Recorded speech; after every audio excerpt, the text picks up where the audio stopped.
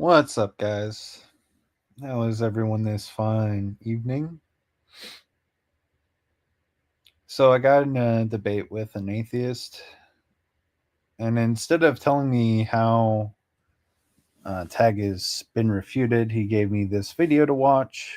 So, I thought I'd share it and just give my refutation to this refutation. So, let's dive in, shall we?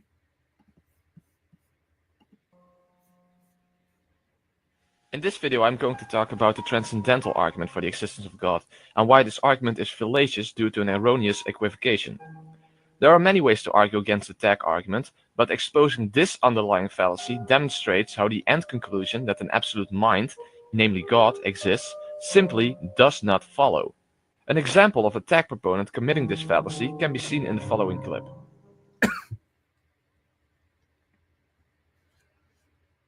What are laws of logic anyway? Ever thought about that? A little bit abstract, isn't it? Can you touch a law of logic? Can you accidentally swallow one? No, because they're immaterial. They're not made up of atoms. They don't have a location in space. You can't pull a law of logic out of the refrigerator. They are universal, meaning they apply everywhere. It's not like laws of logic apply in the United States, but not in Europe. There, anything goes. Okay, here you can contradict yourself. No, they're universal. They apply everywhere. They are invariant, meaning they don't change with time. Laws of logic, it's not like they apply on Monday, but not on Fridays. They apply all the time. They're invariant, and they're abstract because they deal with concepts. So laws of logic are immaterial, universal, invariant, abstract entities which govern all possible conceptual relationships. They describe how concepts relate to each other. And if you think about it, laws of logic are contingent upon the biblical God. The biblical God can account for all of these properties. God's thoughts would necessarily be immaterial. God is an immaterial being. He's spirit. God's thoughts would be universal because God is omnipresent. His thoughts uphold the entire universe, and therefore contradictions can't happen anywhere, for example. God's thinking would be invariant because God himself does not change with time, and therefore his thoughts do not either. And they would be abstract because all thoughts are abstract. All thoughts are conceptual. So you see, the biblical God can make sense of the fact that we have laws of logic, one correct standard of reasoning that all human beings must adhere to if we're going to be rational, if we're going to come to the truth. But other worldviews cannot account for laws of logic. Take naturalism, for example. And I mentioned earlier, many evolutionists are naturalists. They believe that nature is all that there is. The naturalist attempts to use logic and reason to support his position, but there's a problem. Logic is not part of nature, right? You can't point your telescope somewhere and see a law of logic. They're not natural. And they're immaterial. So if everything that exists is part of nature, is material, then you can't have laws of logic. And so the naturalist is trying to use something that cannot exist within his own position to support his own position and to argue against Christianity. The fact that he's able to make an argument at all proves that he's wrong. The fundamental issue with the tag argument is that its proponents erroneously fail to make a distinction between the laws of logic and what these laws refer to. Just like a photo of a car is not itself a car, or more similar, like a description of a human being is itself not a human being. So he's going to make a distinction between the fact itself, a rock being a rock,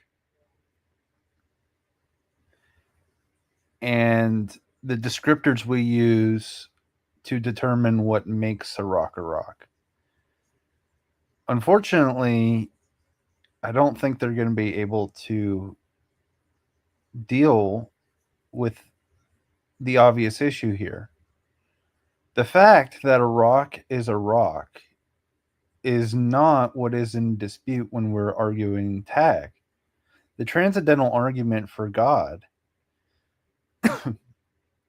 is actually addressing the observation that we make, dictating that a rock is a rock. So he's actually the one making the equation right now when he says a photo of a car is not itself. That's not what we're saying. We're saying when you look at a photo of a car, right? And we know it's a photo because we presuppose a consciousness that can observe that it's a photo.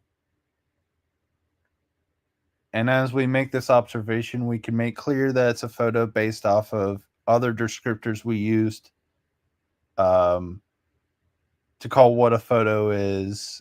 We have terminology for that. And so what's in question is the descriptor itself. What this refutation is going to fail to do is show another system that can provide observation absent empirical data. The atheist is still victim to his own critique.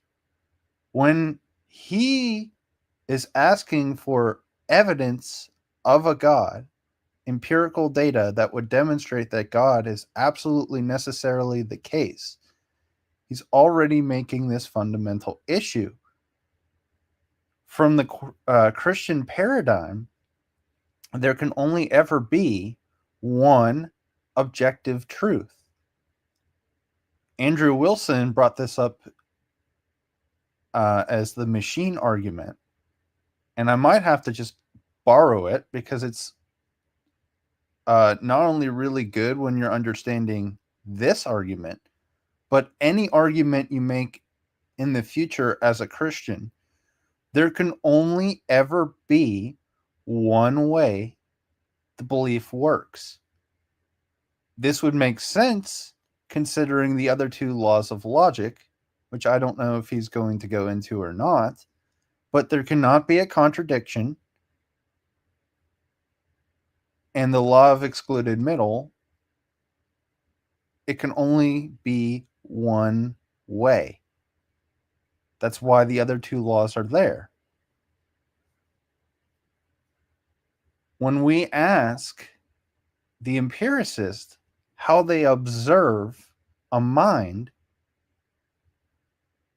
they're not sure how to respond to this. And if they were being internally consistent, would have to concede that they do not have a mind because it cannot be empirically shown or demonstrated.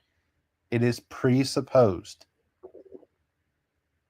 That is the issue that Tag is taking on. It's saying, we understand that these things exist outside of our mind, and we're asking the question of how do we make an observation at all? If we're just products of nature and emerge properties, we haven't demonstrated how we got to having consciousness, reason, logic, and understanding. There's no really good grounding justification. And unfortunately, the worldview falls flat on its face and ends up being self-refuting. They have no evidence for anything that they believe. Instead, what happens here is that it's just their lack of faith. Otherwise, they would agree with us that their own existence would be the evidence of a God. Their very own existence, how life works, it all points to God. But they won't accept that as good enough. And that's the theist thing. It said, because of your lack of belief, because you don't think this thing to be true, it doesn't matter. Your threshold is arbitrary. Jesus could show up at your door tomorrow and you still wouldn't believe that he is God. You would still have your criticisms. You would still be skeptical. So it doesn't matter. Your threshold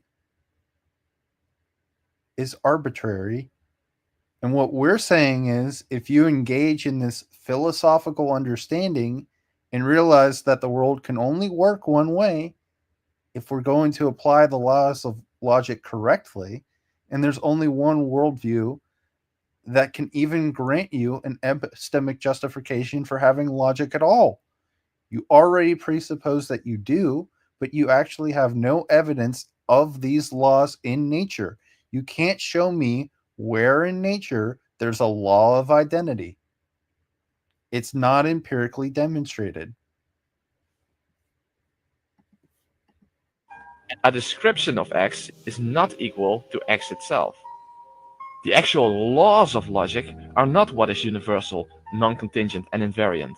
The laws of logic are simply descriptions of certain necessary truths, but these descriptions are not equal to what they describe, nor are these descriptions themselves non-contingent.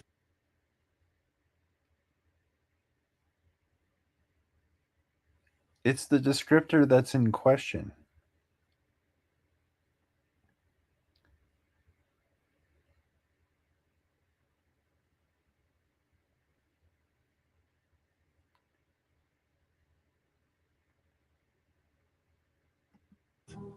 Let's take the law of identity.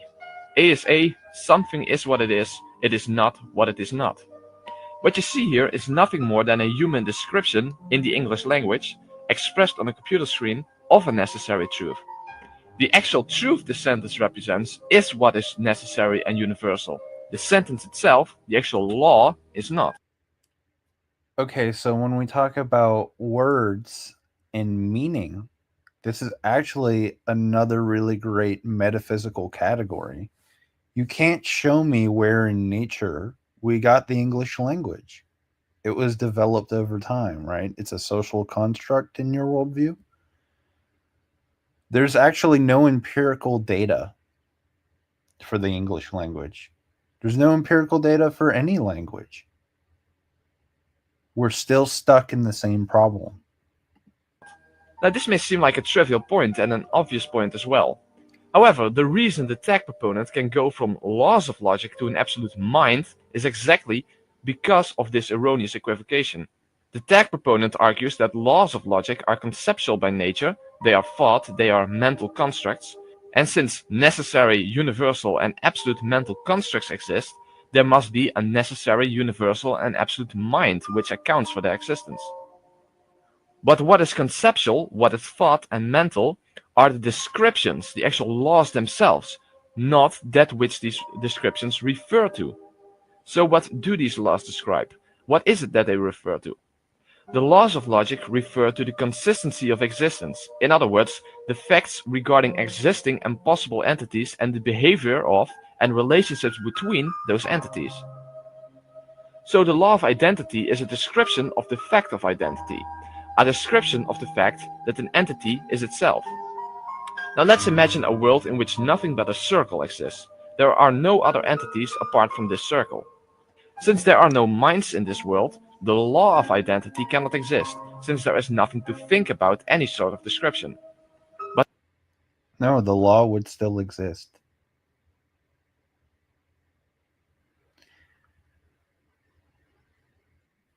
The law itself would still exist whether we created a descriptor of the law. Because he's saying the fact of the identity, well, that's what the law is dictating, right? Now, we found a way to describe this saying it's a law, but it would still exist. It still necessarily has to be the case. Notice that in order to run this reductio, they're not even granting what Tag is actually trying to get to yet. We take God out of the equation and watch this just regress into infinite loops and circular reasoning. A circle is a circle because it's a circle, and we describe it as such because that's what it is. But we have no empirical data that shows us what a circle is. It's a descriptor.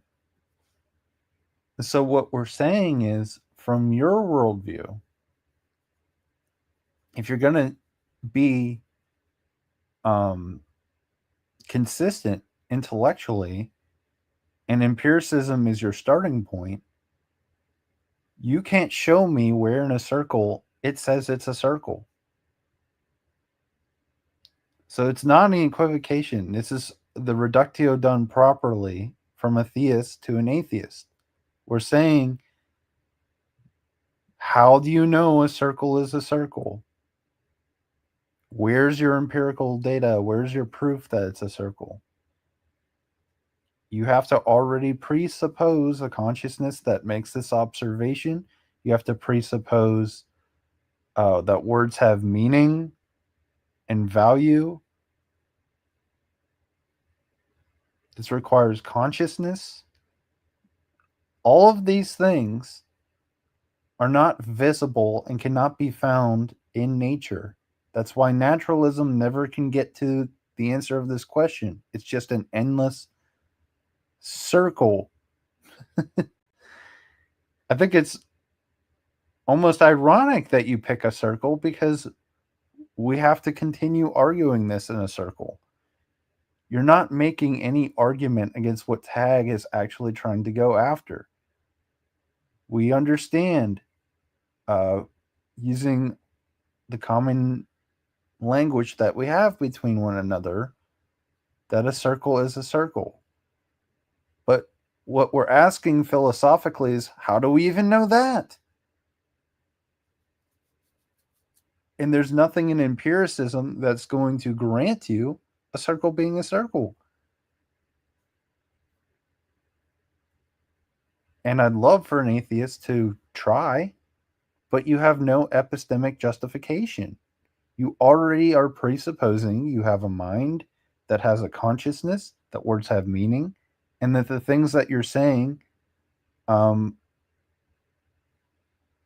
be derived a certain way.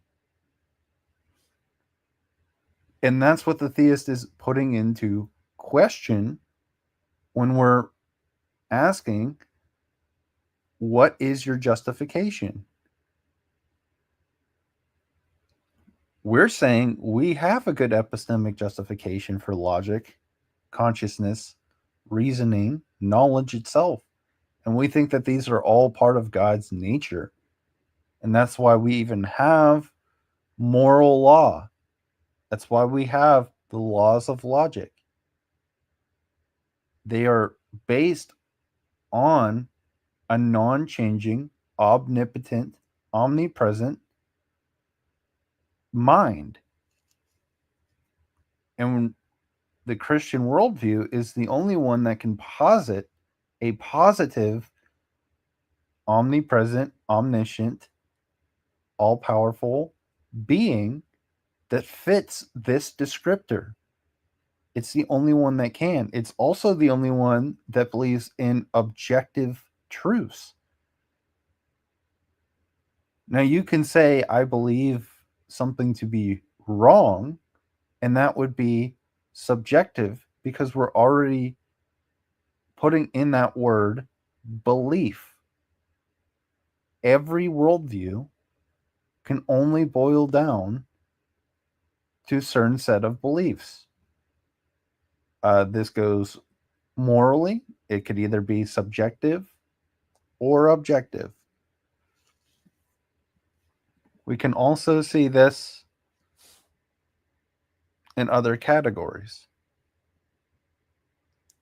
The universe could be teleological, meaning it has meaning or purpose, or it could be purposeless in that this is all just a random clashing of cells and molecules.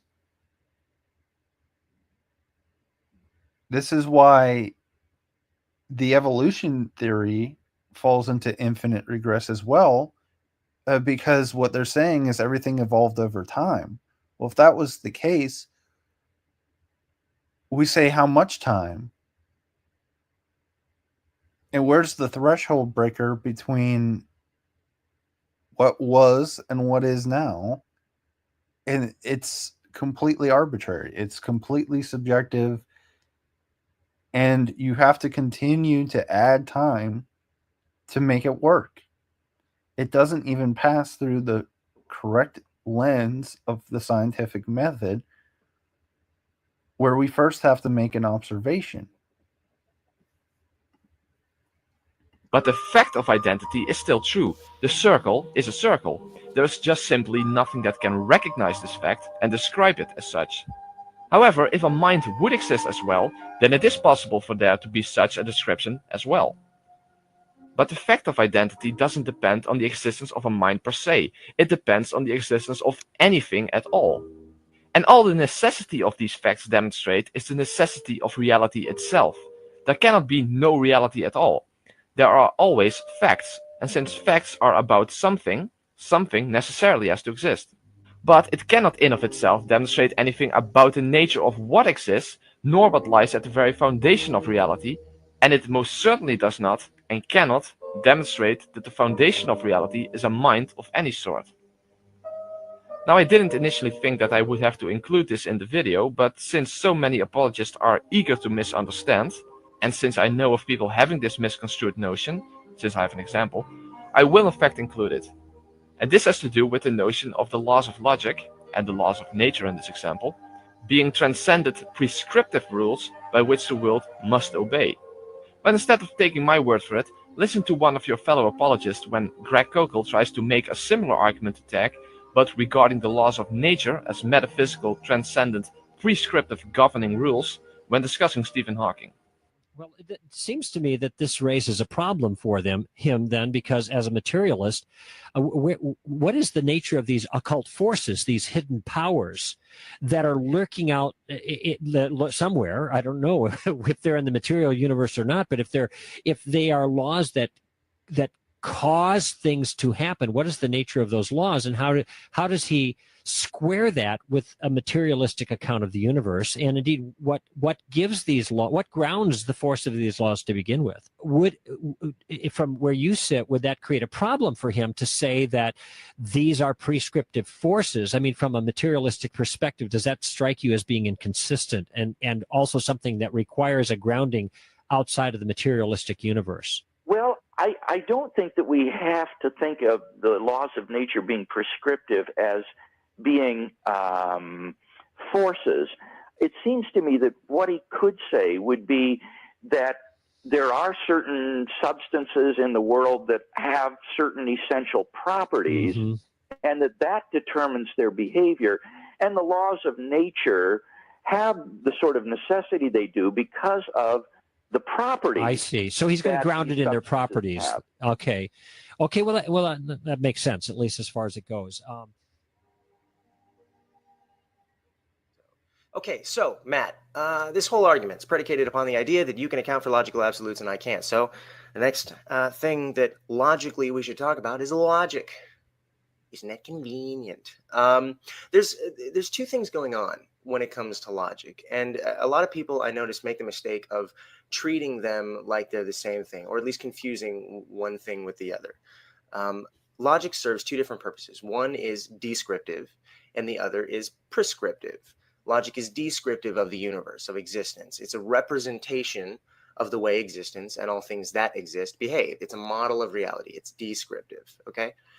Logic is also prescriptive for human beings. It instructs us on how to think and how to process in a way that matches reality. It prescribes principles to us so that we can govern our reasoning, so that we can arrive at more solid, better conclusions. The danger is when, whether we know it or not, we treat logic as if it's prescriptive for the universe or reality or existence, and it's not. The universe doesn't need a prescription for how to behave. It behaves the way it behaves.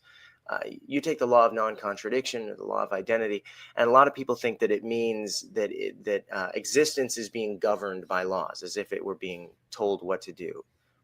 Not really. That's just an anthropomorphic expression we use. The behavior of existence isn't informed by logic. It informs logic, and logic in turn informs us. If anything, the law of non-contradiction is a law for us to help govern our thinking.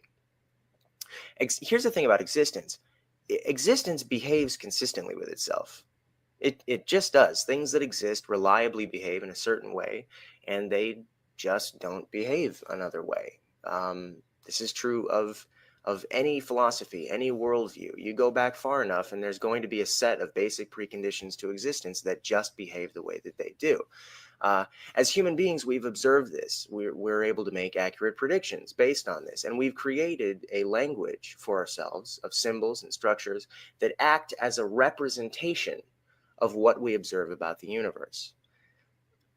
Now, there's a couple of objections that I can imagine you making at this point. Both would demonstrate a profound misunderstanding of my position, but why not? Let me just check in here. Now, I could see you, for one, doing maybe a premature victory dance because you heard me acknowledge that logic is man-made. right? And you're getting ready to give me the whole spiel about how anything man-made is subjective because human minds think differently and so on and so forth. Now, the last thing I want to do is underestimate you. But if you are going down that road, if you are thinking that, then you miss the point and you're not paying attention. Logic is man-made in either worldview. We're talking about. Nope. Nope. Notice how he smuggled that in right there. No. Not from a Christian paradigm. You wiggly worm. Not from a Christian paradigm. There can only be one objective truth. And when we're making an observation, that's presupposing a mind outside of our own. How else do we get to spheres and whatever we're describing? Going back to that circle exercise that you tried. How do we know what a circle is? Was that something that we just socially constructed and all came in to conclusion to with no empirical data? Notice that you think and assume that the Christian paradigm thinks that logic is man-made. No. Logic is part of God's nature. And we discovered this through our observation, which would require us to have a mind and a consciousness. These are all epistemic,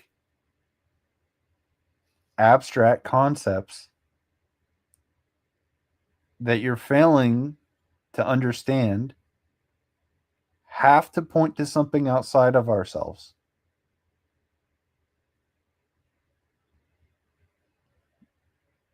Now, we can be highly pedantic and say that the words that we made, like the English language sentences or anything like that, were social constructs. But let's just say that there's an infinite possibility for the meaning of the word "the." Like there's just infinite regress of positive of meanings that we can get from that singular word.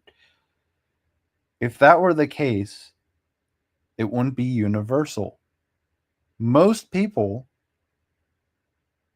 and I'm trying to think. Someone prove me wrong. If you speak the English language, you understand the word "the." It's objective. Now you could say that's part of like some sort of social thing,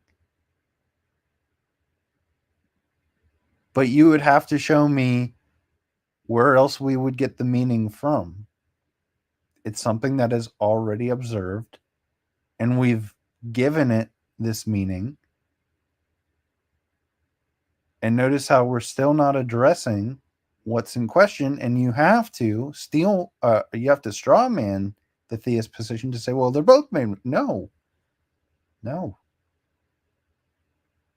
The theist isn't pointing to his own mind and said, I created God in my head, and therefore I think everything outside of the world exists.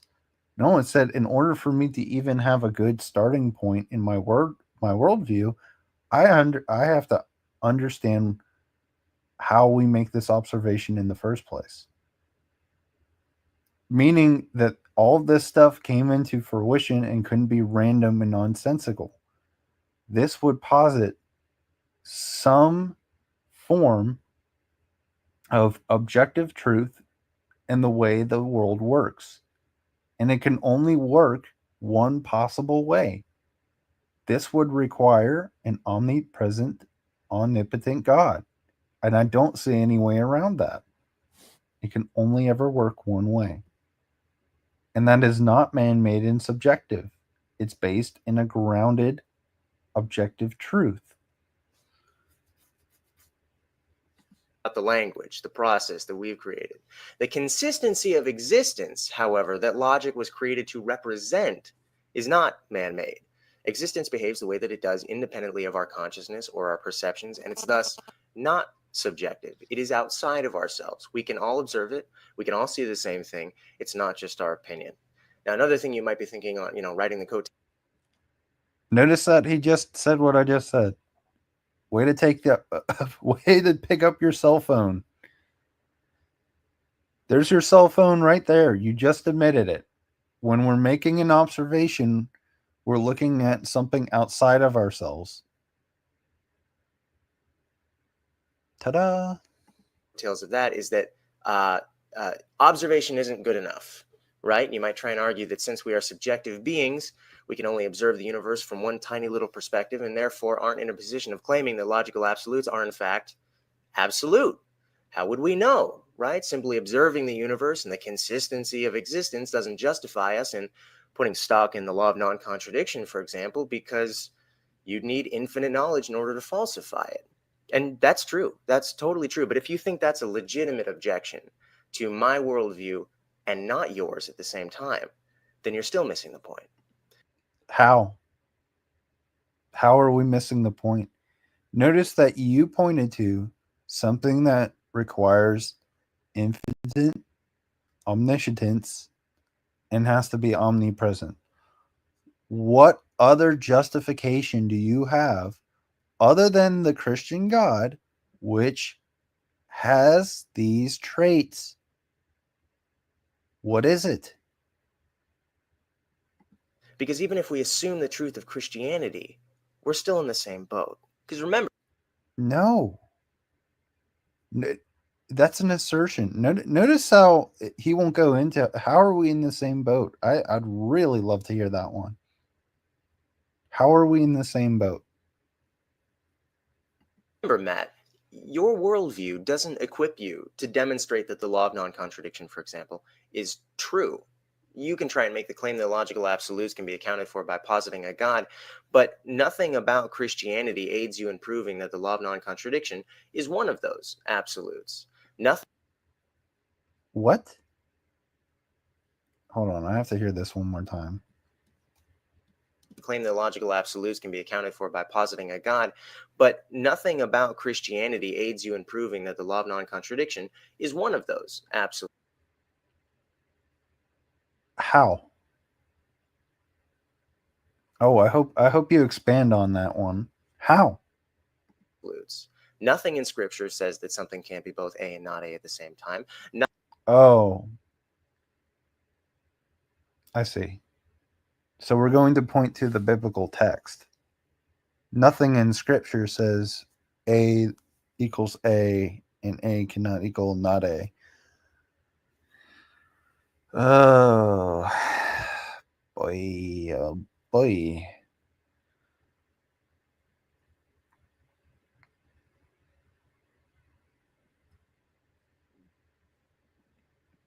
It's not in the Scripture. Okay. Nothing in the physical universe you believe God created verifies the law of non-contradiction. It's still a tautology, and it still has to assume its own truth in order to work. That's one of the liabilities of using logic. This is true of any and all logical principles, including the law of identity and the law of excluded middle, two other favorites of yours I've noticed. When it comes to identifying logical absolutes, you're in no better of a position than I am. And you, as well, have to rely on mere subjective observation.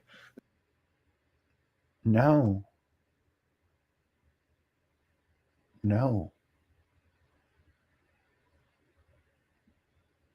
Notice how your reductio, whoever this kid is, you're not addressing the paradigm correctly.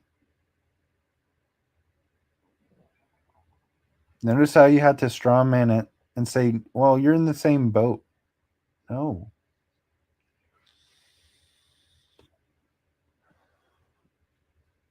We believe that God has a nature, a being.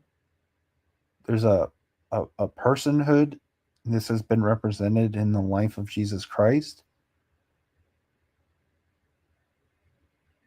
who was fully God and fully human. There's a lot there that you're just kind of, nah, that's not there. You just say it's there. And it doesn't show the laws of physics aren't in your Bible. Like, okay, so what? Any theist arguing with you philosophically wouldn't even use scripture. Why are we jumping to scripture all of a sudden? The best you can do is maintain that logical absolutes exist and that God is their source, but it wouldn't put you any closer to knowing with certainty what those absolutes are. When you say that theism accounts for logical absolutes, all you're saying is that if God existed, logical absolutes would be a reflection of his consciousness. But conveniently, Matt, you leave it at that, and you hope that I will too. However, it's pretty easy to call your bluff only by pointing out that God's consciousness, of which logical absolutes are a mere reflection, is itself unaccounted for by your worldview. You believe that the most default natural state of existence is that there is this emotionally and intellectually intricate consciousness you call God, and that this consciousness just is, and just is the way it is for no reason, with no cause. You can't account for why God exists instead of not existing. You can't account for why God has the traits and qualities he has instead of other traits and qualities. You can't account for why God's will is. Because that's what logically has to be the case, bro. That's what logically has to be the case. In order for it to be objective and true, in the only way the universe works, that's the only logical entailment.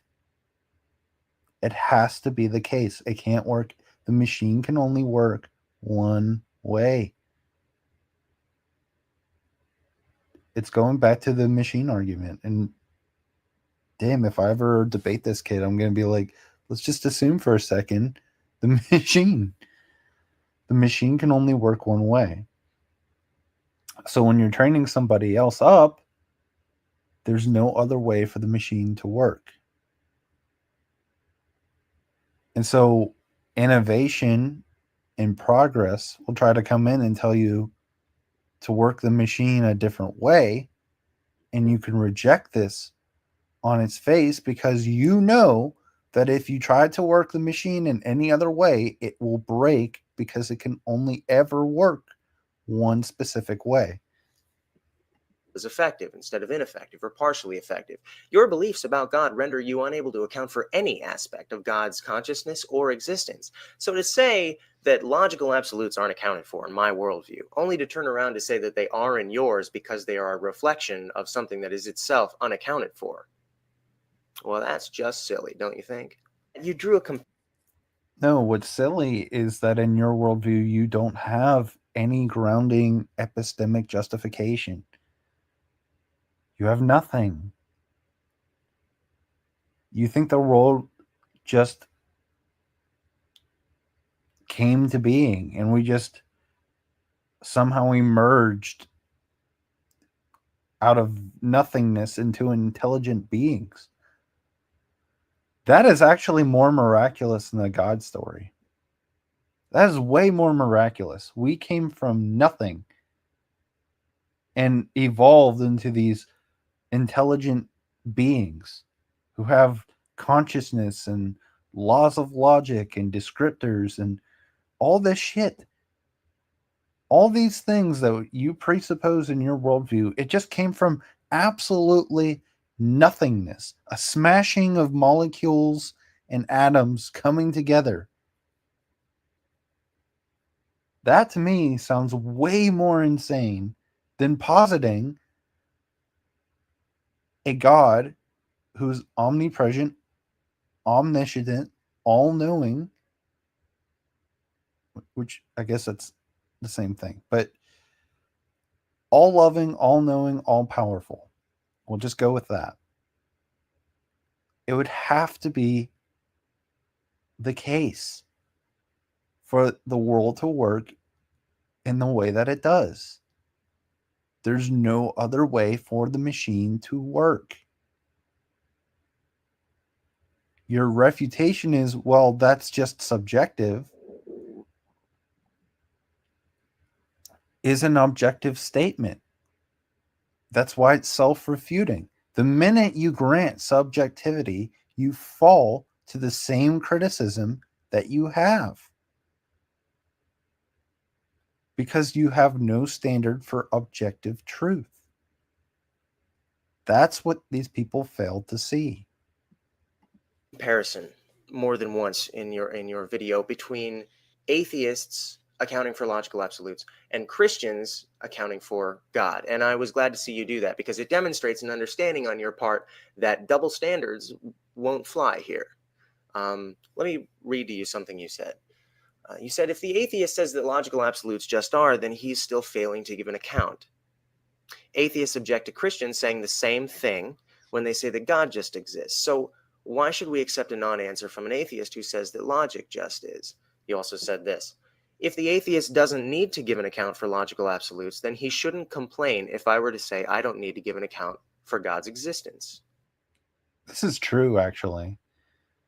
If you have no grounding and everything is subjective in your worldview, you actually don't have anything to levy against another person saying, I think God talks to me. If everything is subjective and you want to be internally consistent and it's all up for interpretation, their interpretation that there is a God would also be subjective according to you. That's why you think that we're in the same position that you are in, even though that's a straw man from a theist paradigm. The theist paradigm, if you want to run the reductio properly, is that you have to grant an absolute necessary being. That has to be the case. You say, well, but you have no grounding. That's what TAG is trying to do. It's saying we have these metaphysical, abstract ideas like truth, morality, words and meaning, the concept of time. These are all abstract and cannot be shown directly in your sense data.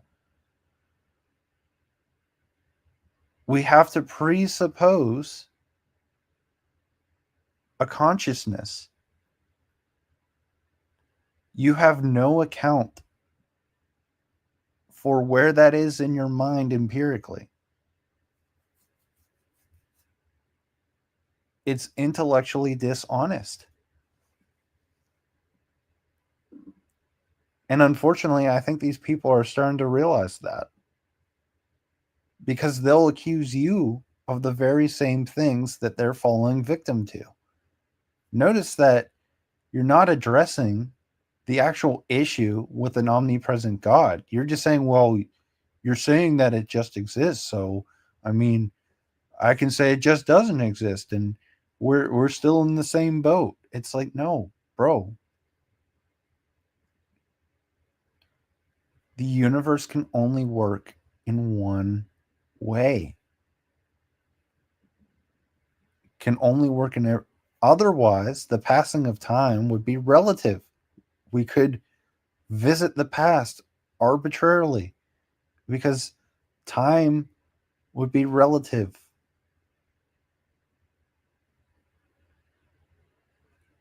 But no, it's a measurement. We see the sun come up, we watch it go down.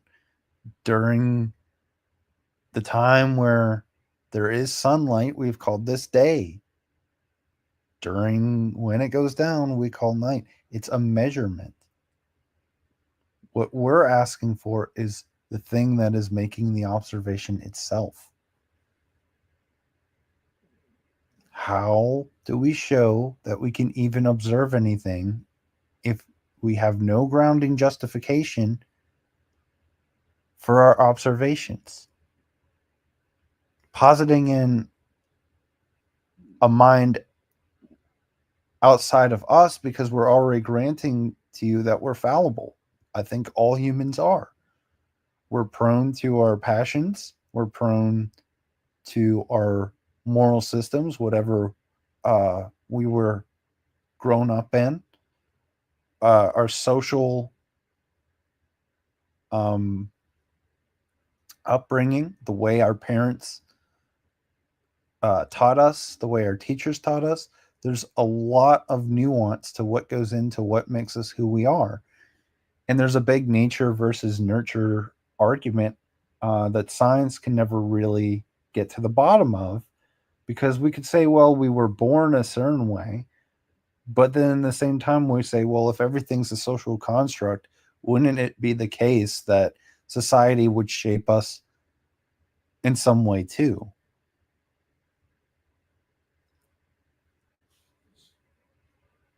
And so I think Christianity does have a good account here, because once you grant that there's a possibility of a God, we can go into, the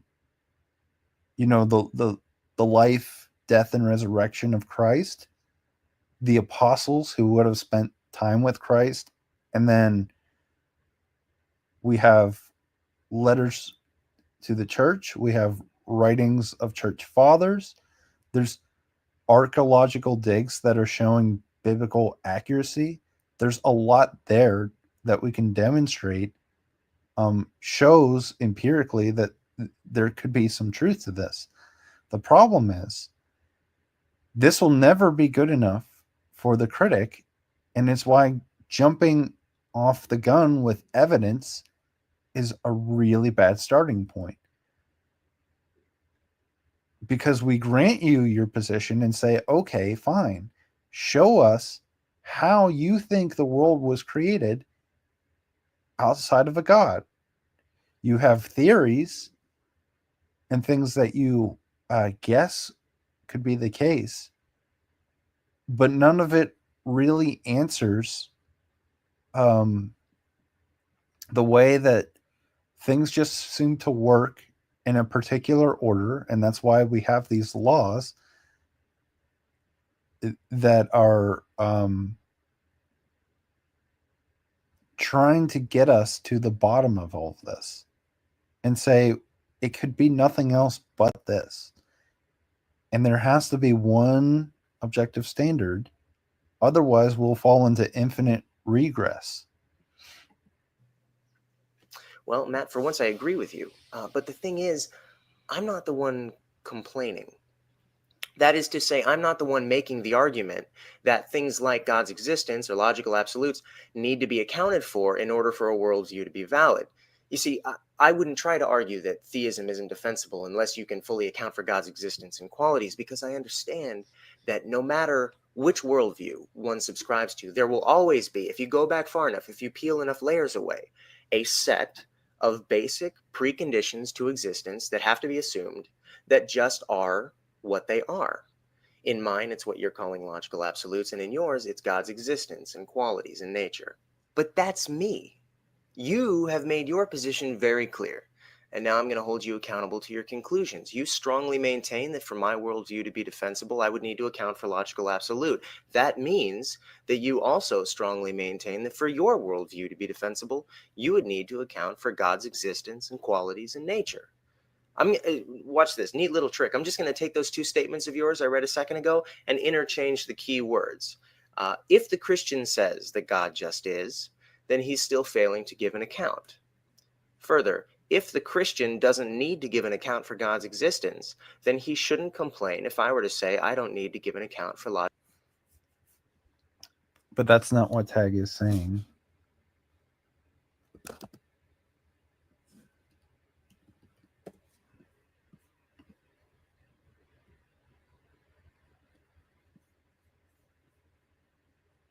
And I will show you.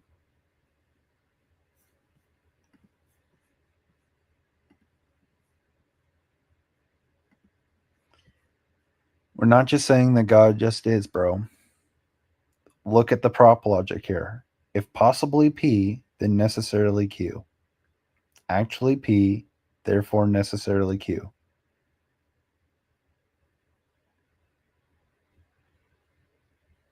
Okay. So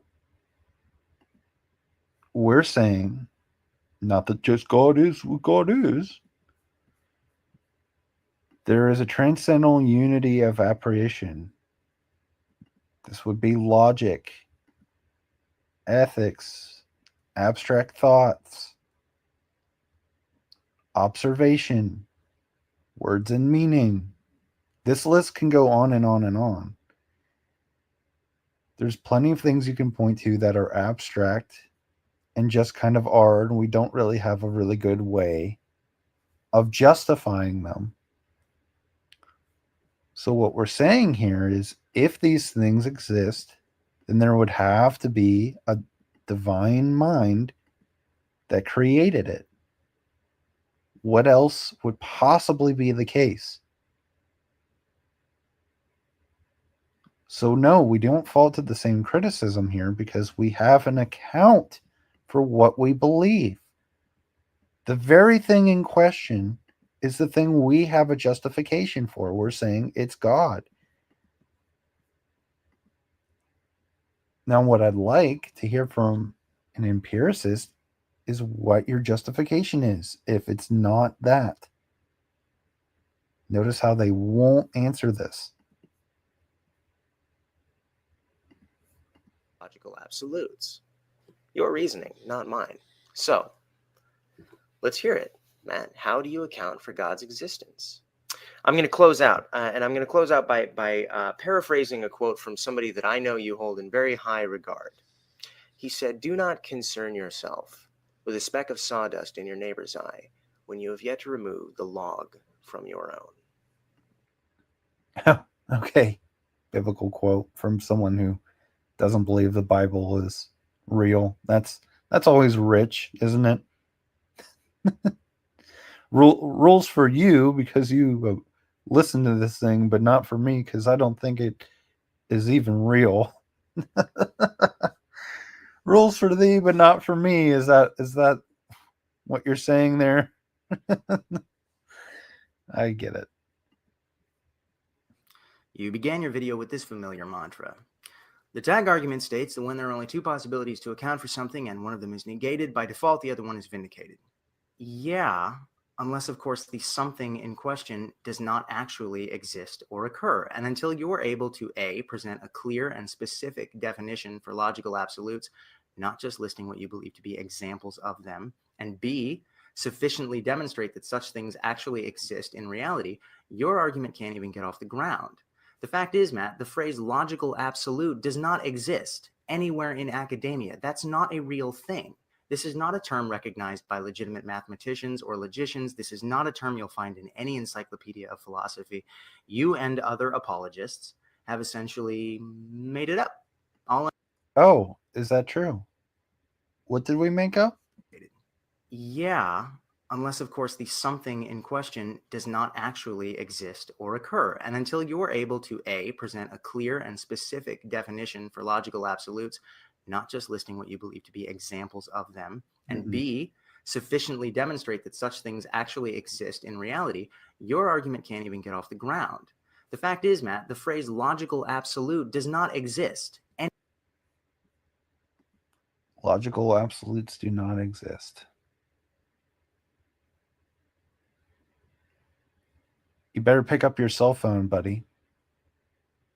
That's an absolute statement. That's self-refuting. Logical absolutes do not exist is an absolute universal. Goofy. Oh, brother. Oops. You messed up there. You fucked it all up right there. The second you say you can't find it anywhere, that's an absolute statement. Dummy.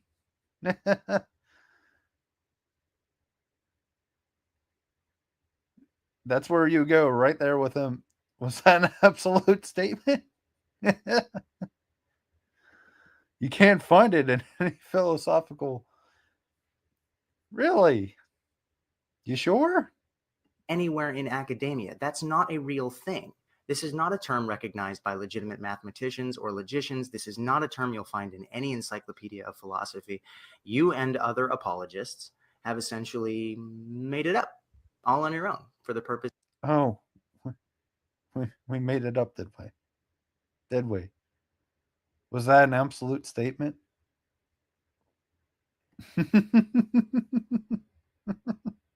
Of arguments like this. This has been repeatedly pointed out to you on your own message boards and elsewhere by atheists and Christians alike, and you've conveniently ignored it. What we do have are axiomatic statements like A is A or A is not A, which we base logical procedures on. And we call these statements laws of logic. We call them laws because if one is going to make logical... The axiomatic argument, like, you could just grant this to this guy. It's like, well, it's justified because it's axiomatic. Okay, well, God's axiomatic. Now what? Inferences properly, one must play by these rules. We base these rules on simple observations we can make about the nature of existence, language, and definition. So we have two different things here, which in your argument, you're fallaciously conflating into one. We have the mere statement, A is A, which is conceptual by nature and which does not exist independently of consciousness, and that's true in either of our worldviews.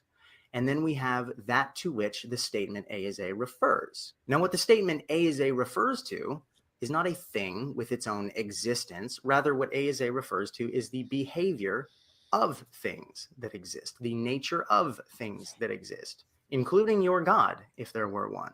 In your video, you said the following. TBS says that the universe behaves the way it behaves. Well, that's obvious, but stating the obvious does not refute tag. Well, yes, Matt. As a matter of fact, stating the obvious is all it takes to refute tag. We have the consistent nature of existence, observable by anyone. We have laws. I thought obvious wasn't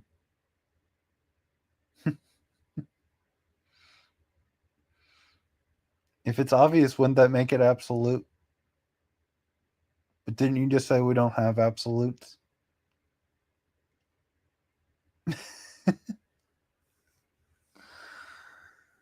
Laws of logic, which are axiomatic statements we use to describe the nature of existence. We have logical procedures, which we base on these axiomatic statements, and we have the capability to create and adhere to consistent definitions. Nothing more than these things is necessary for logical processes to occur, and nothing about these things requires the existence of an invisible, transcendent, absolute, disembodied mind. Now, if your concern is that logical laws cannot be the product of human minds because human minds perceive and think differently from one another, well, you'll be happy to know that nobody ever claimed these laws were the collective product of all human minds acting unanimously. That's an absurd... So you could have a wrong system of logic, according to him. You could have a wrong system of logic. So then, how do we determine we have the correct descriptor? That is what's in question here with tag. Is you're already saying we make these observations in the world and we create descriptors to reflect their nature. What we're asking with tag is, how do we determine our observation can lead us to the logical entailments themselves? Notice how your refutation is just stating the obvious. And you're saying, well, yeah, well, this has to be the case. A cell phone can be nothing more than what it is. And I don't need anything further to demonstrate that it's a cell phone. And notice how your argumentation gets very circular here. You're just saying A is A because A is A because A is A. What we're asking philosophically is for a deeper justification, one that you have failed to provide. At least with the theist, they're giving you something. We're saying if all of these things exist in nature and we have these descriptors, we believe that there is something that created them. This would have to be the case. Mischaracterization convenient only for you. Only a handful of thoughtful people throughout history have contributed to the establishment of these axioms. It's not up for a vote. Other human beings are either on the same page or they aren't. A human being is free to arrive at any conclusion they wish, but if they intend for their inferences to be considered logically valid, their reasoning has to be consistent with these axioms. If it isn't, we have a word for that. It's called illogical. Happens all the time. Here's what it comes down to. Tag asserts that logical absolutes, a word you made up, are things whose existence need to be accounted for. But you have yet to clearly define these things or demonstrate that these things exist as you have defined them. And until you do, it is fallacious for you to assert that they need to be accounted for. You wouldn't claim that one of our worldviews must account for the tooth fairy, would you? No, because the tooth fairy is not known to exist as defined. And neither are logical absolutes until you can demonstrate otherwise. We're all still waiting. The closest you've ever come to defining logical absolutes is to say that they are truths. But truth is not a thing that exists in and of itself. Truth is a word we use to describe a certain type of relationship between a statement and reality, namely that the statement reflects reality accurately. So to say that logical absolutes are truths is to do nothing more than identify them as the accurateness or the accuracy of statements like A is A. But if logical absolutes are defined as the accuracy of statements like A is A, rather than being defined as the statements themselves or that to which the statements refer, then you would be incorrect in saying that A is an example of a logical absolute. It wouldn't be in this case. So to define logical absolutes as truths is to define them inconsistently with the way you've been using the term. So again, I ask you, what are they? The bottom line is this. You have made something up, which you call logical absolutes. You have neglected to define it. You have failed to demonstrate that it exists as defined. You have used words to describe it which conflict with the examples you actually give for it, and then you demand that I give an account for the supposed existence of your made-up thing when you have not even successfully done so yourself. And you think this junkyard of confused rhetoric proves the existence of the Christian God. Matt, I'm so sorry, but you're going to have to be more forgiving of those of us who can't seem to take this argument seriously. Well, there's good reason for that. There's very good reason for that. I got a Yelp review. Let's see if he comes on. This should be fun if he does. Got a nice Yelp review. What a long-winded... I gave him my justification. Like, what a long-winded way to say nothing. Like, okay, well, nice way to say nothing back. Great Yelp review, bro. Got me. He got me.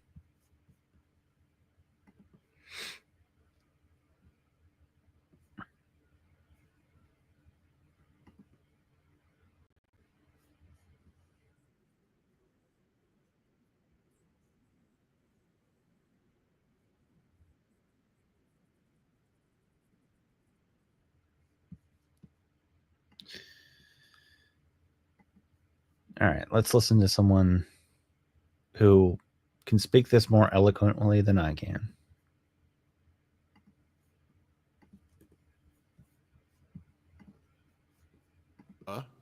I mean, that's it.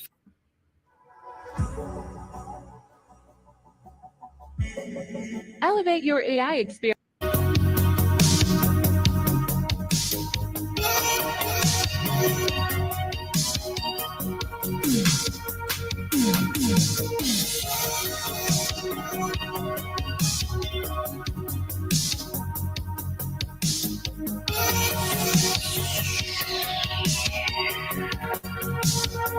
And you forget that it resets all the settings.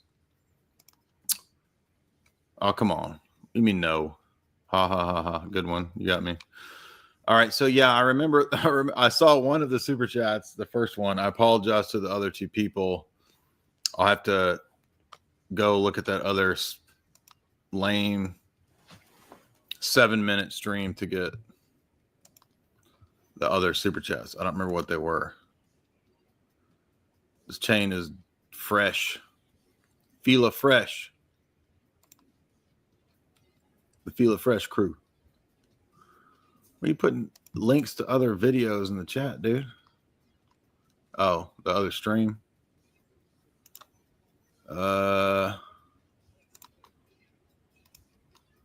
Putting links to this stream in the chat. Why are you doing that? Anyway, I don't know. We'll have to start over here. I remember the first question was about Michael Martin. That's an easy one. The transcendental argument for the non-existent guy. So anyway, the Tang failure was a big fail. Tender Horrors first show. I don't get it. All right, welcome. How are y'all doing?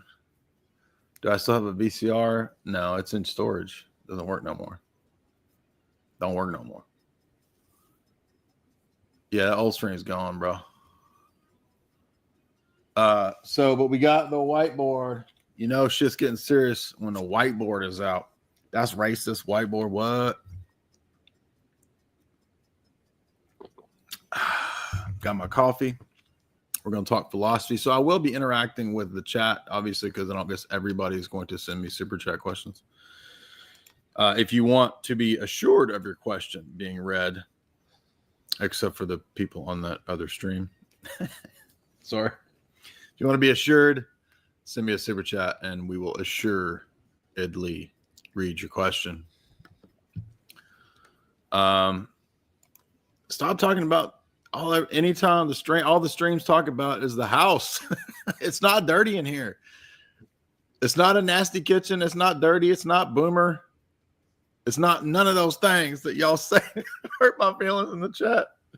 Tell me to clean my place up. I live in an awesome boomer condo resort surrounded by boomers that bang on the walls all night, building Harley Davidsons, building Xanax pills, building Harley Davidsons out of little Xanax. There'll be a boomer driving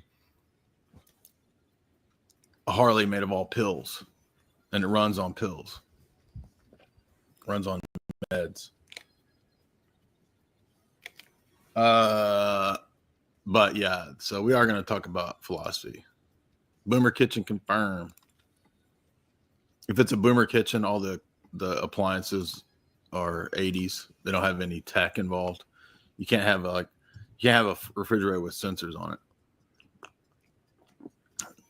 Like, how's this work?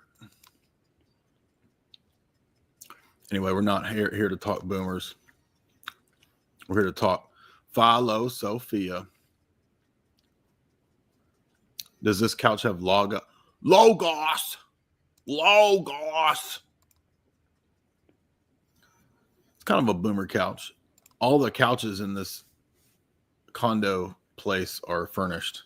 So I just went with the furnished option. So remember, I'm the author of this book. This book has a lot of good reviews. It's something that you want to read. The link is below to purchase this book. Signed copies at my website. Yes, they all come signed from me. And it was tax season. And boy, did I have a fat tax bill. So you need to help me out and buy my book. And that book was, of course, Based and the Bomb. And so then there was part 2, which is even better. Part 2, I'm really proud of. I'm proud of part 1 because it's my first book, but this is a lot better. And everybody agrees this is a lot better. I only got 10 reviews. By the way, yes, leave me. I always forget to plug all this crap. Leave me a nice review on Amazon if you like the book. Don't buy from Amazon. No. Buy from me. If you see these links below, you can go to Jay's Analysis and get the signed copies from me. And if you tell me a little note, I'll draw you whatever you want. I'll draw you a picture. I'll draw you a movie character. I'll draw you a picture of Bill Cosby with a giant Venus. Whatever you want. I'll draw you whatever you want.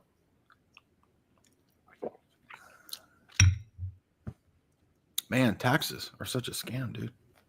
You wouldn't believe what I've had to pay in taxes this year. You wouldn't believe it. It's crazy. So thank you. I see that we are going to get some super chats here. And let me see, there's more housekeeping. Our friend on the internets, good friend David Knox, a convert from evangelicalism. Buff, bald dude here, Dave. He sent us his great apologetic book, The Case for Mary. And this is geared for your Protestant type friends and families. And so thank you, Dave, for that book. And I told him I would give him a promo. I haven't finished it yet. I've looked through it. Looks good. A lot of good argumentation here. So if you want to get Dave's book, I presume in his case, Amazon would be the best situation for him. Unless he has a website. I'm not actually sure if he has a website for the book or not, but don't get my book from Amazon. Get it from me. But leave me a good review on Amazon and also Goodreads. Please leave me a good. Also, I always forget my podcast. You can leave me a fantastic review at iTunes for the Jay's Analysis podcast. I think there's 140 reviews, almost all 5 stars. Thank you all very much for those kind people who have reviewed. So many kind people. A lot of D-bags though. Have you noticed that service in the world, the service industry, is it me or is it getting worse and worse and worse? I got my car did today, and the dude was a total D-bag. And I'm like, bro, I don't know cars. And he starts telling me all this stuff, and I don't know what he's talking about.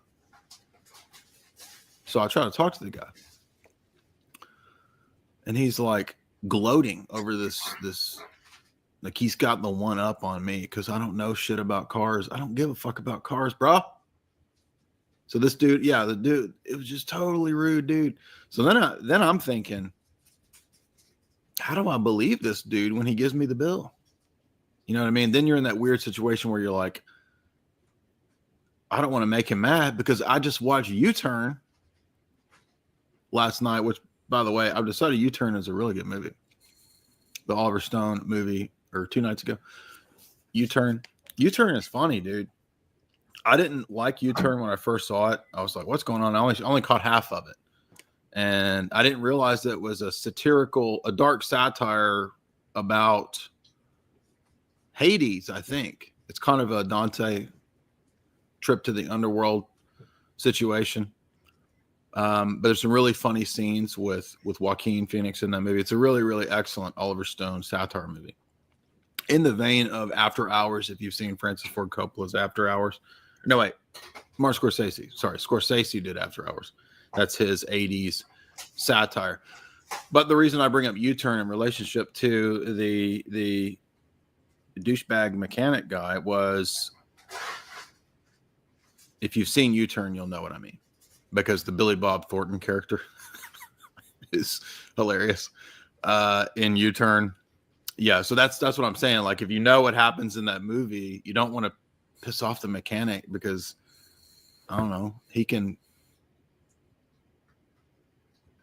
pull cords out of shit. I don't know. However cars work, he can make the things fuck up, whatever. And that's, so you go watch U-Turn and you'll see what I mean. And by the way, I'm also convinced after watching U-Turn that Nick Nolte and Gary Busey are the same homeless man. I've become convinced of that. That's my conspiracy. They're the same person. Yeah, but see, I didn't have time to shop for the doctor because my engine light came on and I thought it was a difficult task. But so I'm going to skip ahead. I just wanted to present this argument. I think it's good. Let's just look at a few, and we start to see that although on the surface this argument might seem really obscure, it's not. It's actually pretty. Man, these lights just don't work with this. Okay, so let's take the first one. Time and space. Okay, now this is a transcendental category that you cannot empirically verify. And don't give me the low IQ reply of, well, I have a watch. Your watch is not the same thing as time itself. Time itself is some kind of abstract category. Doesn't matter what you want to define it as. Point is that it's not proven to exist merely by empirical investigation. Yes, I know it's a measurement. It's a measurement of the rate at which light travels or whatever. It doesn't matter. I don't care about how you define it. The point is that it's not defined or known merely by empirical investigation.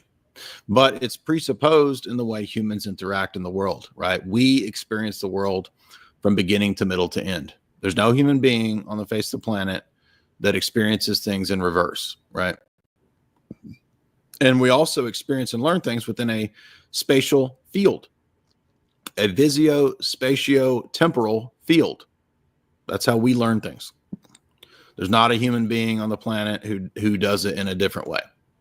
We are beings constituted such that we learn things in a spatio-temporal field of vision, right? In the here and the now. Well, how do you prove that empirically? You can't. It's an assumed transcendental precondition of knowledge and experience. The self. You cannot empirically demonstrate that you have a self. It's presupposed in all actions of cognition, communication, noetic energies, ratiocinations, etc. There's no test tube, no microscope that's going to show you the self. That words have meaning and that they can convey meaning to other persons. It's another transcendental category. There's no empirical verification that you are transmitting the right meaning to another brain, another bunch of gray matter. It has to be assumed. The past. The past is a transcendental category that you cannot empirically prove exists or existed. It is assumed in the way that we as humans experience time and space and operate. Universals, right? There's no empirical verification for universal categories, invariant concepts, numbers, etc., but that we know they exist. Ethics, right? Is the ethics under the rock? Where in the microscope? Where in the test tube are the ethics? They are nowhere there. So they are assumed. These are just examples of things that are, and again, you can come up with more. But these are examples of transcendental preconditions for the possibility of even having knowledge at all in this world and operating in this world. None of these things are proven or known by empirical investigation. Are they related to empirical investigation? Yes, but they are presupposed in empirical investigation, and they are not the immediate subject of any empirical proof or investigation. So does that mean we cannot know these things or prove these things? No. That's where the transcendental argument comes in, because it is an argument based on the denial of any of these things as leading to absurdity. So when we come to the question of God and God's existence and the mind of God, the mind of Christ, etc., that I just mentioned in the Stephen Clark paper that I cited in my paper, we can ask another question.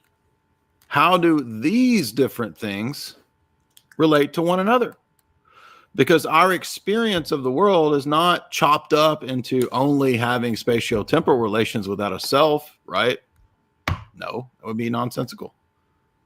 Spatio-temporal experience assumes a self that's having the spatio-temporal experience. And when we speak or write words that have meaning to convey that meaning to another chunk of gray matter in somebody else's head, it assumes that they have a self. It assumes that these words and these meanings are entering into spatio-temporal relations to convey that meaning, becoming mediums for information being conveyed from one person to the next.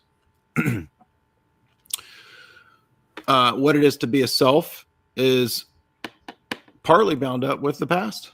I'm not an abstract category. I'm not a platonic form. I'm not the number 7.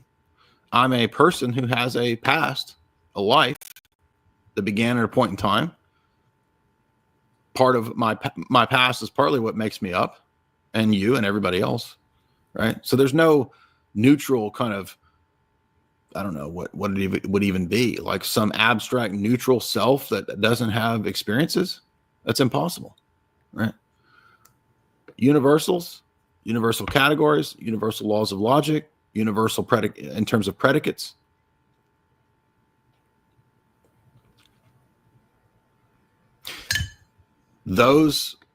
These are presupposed in speaking. So the point is that when you just take a little sampling here of these kinds of things that are not like material things, and you say, well, these don't operate on their own, they all work together. Yeah, exactly. So how do they work together if there's not a God that holds them all together? That's the argument. Because what Platonism at least shows, in the Platonic argument that Clark was interacting with, it can only go so far, and then it's terrible. It screws up at the key point, because they can point out some of these things, and then they say, oh, and the answer is just that it's all a number one. It's all just the one, man. No, it's not.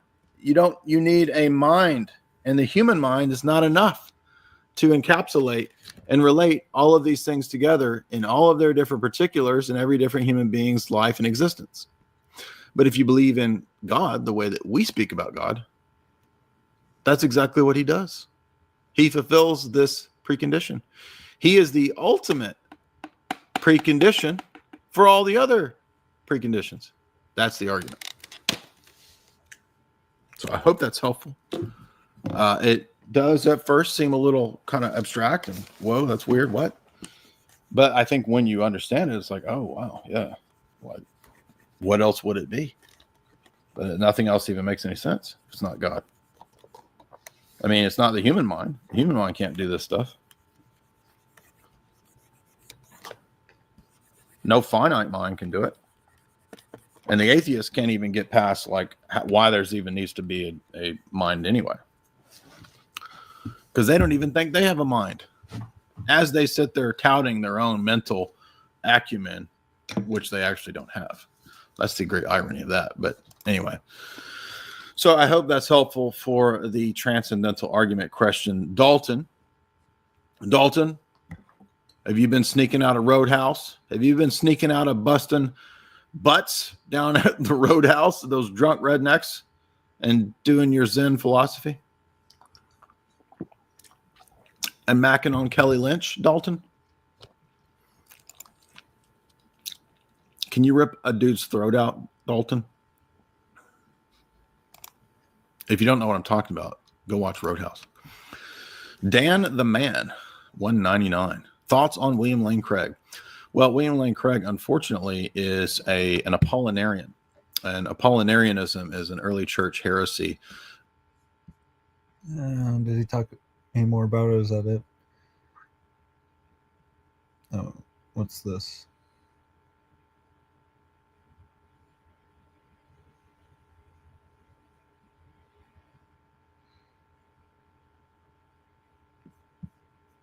Yeah, okay.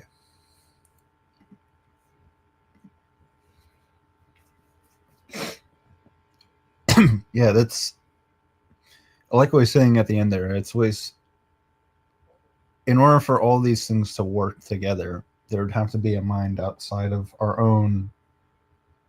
Basically, like the string keeping the pearls together.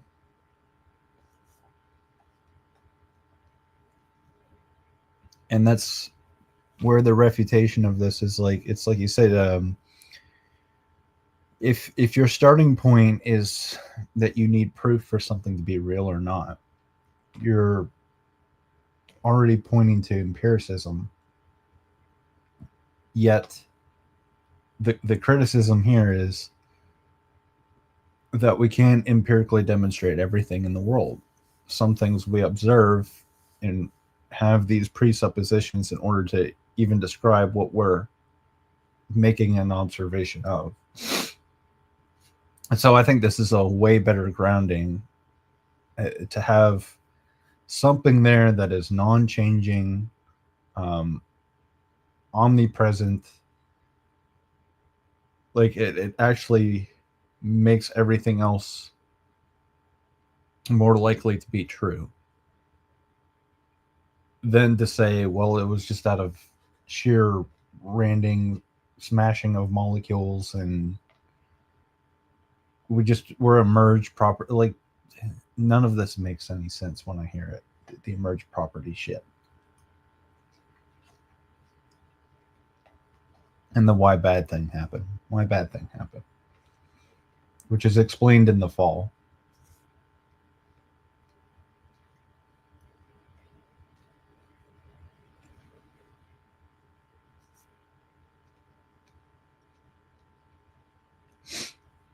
And then it's like, well, if God was so powerful when he put a stop to all of this, it's like, yeah, that's why we're here, bro. Gave us the ability to do it. We have the power.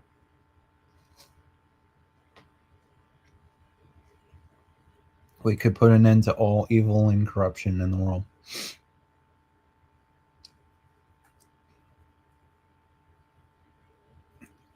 Unfortunately for you, you think morals are subjective, so it's whatever favorite flavor of ice cream. And that's your ethical system. And stating that it's subjectively true is an objective statement. So, kind of falls a little flat there.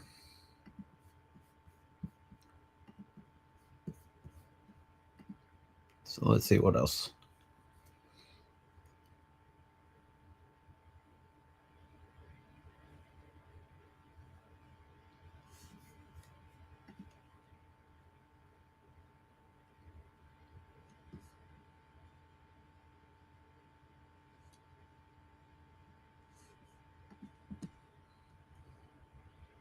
What else can we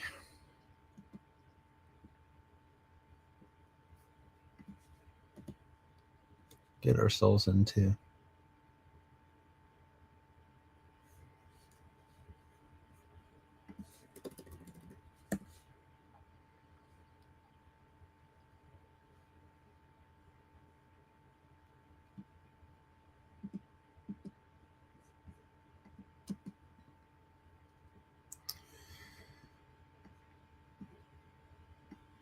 Do.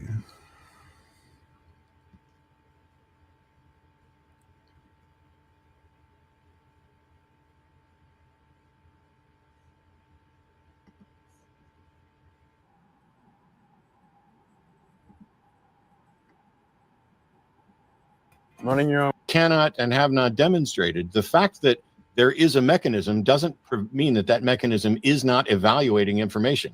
I got a computer on my desk, which is entirely a mechanism, and it evaluates information and puts out results based on the heuristics that we programmed it with. That required a mind. I have a mind. Is your real question? Is your real question? How could a mind arise in a purely mechanical, naturalistic universe? Is that your real question?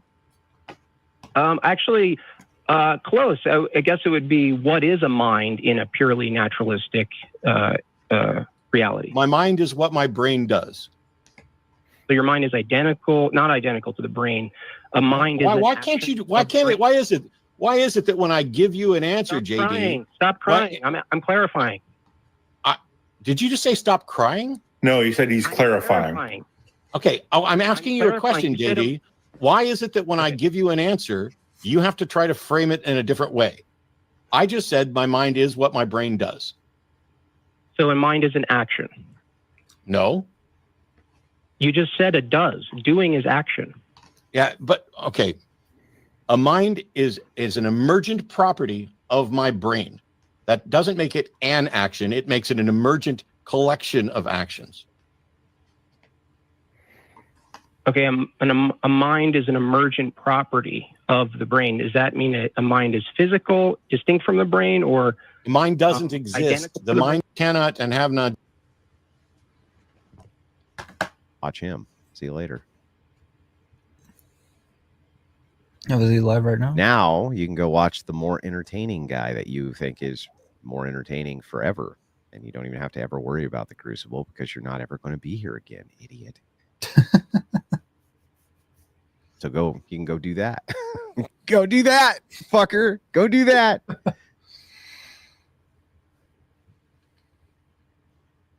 How's that sound? Enjoy How your else band, can we help you stupid this fine fuck. afternoon?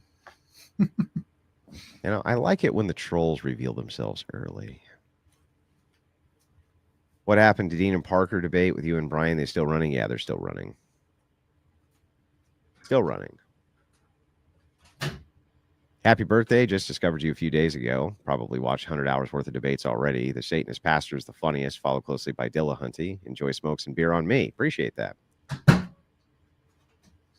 Really? You dislike Nick? Oh, boy, what a masterful troll. Because somebody came in trolling using Nick's name and I banned him. That must mean ipso facto that I hate X person. Boy, that was brilliantly stated, you fucking idiot. Everyone's totally going to fall for that. Boy, your sowing of discord really worked well today. Fantastic job. Your sowing of discontent totally is going to go over extremely well. Everybody's definitely going to fall for that one. Whew, you turned the whole chat against me. Masterfully done, dipshit. Andrew just finished Rachel's book, Occult Feminism, and wow, I thought I knew a lot about feminism, but was unaware that almost all of the pioneers of feminism were in the occult. Yeah, almost all of them. Almost all of them. Just hang tight. We'll see if we can figure some of this out.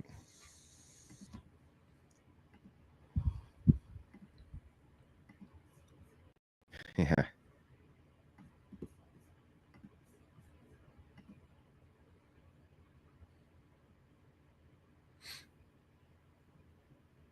What's he doing? An invasion? Yeah. Let me take a look here.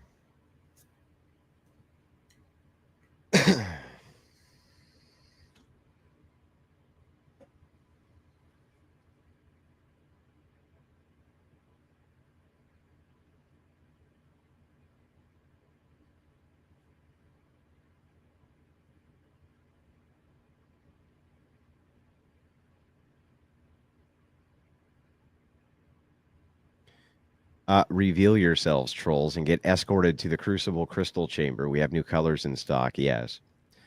Brown for the trolls because you're all shitheads. Anyway, I'm going to put you back on the intro screen here while we try to sort some of this out. I'm just letting you know what's going on. So just hang tight. Let's see if we can sort it out. If not, we'll do something else. Oh, is he having issues?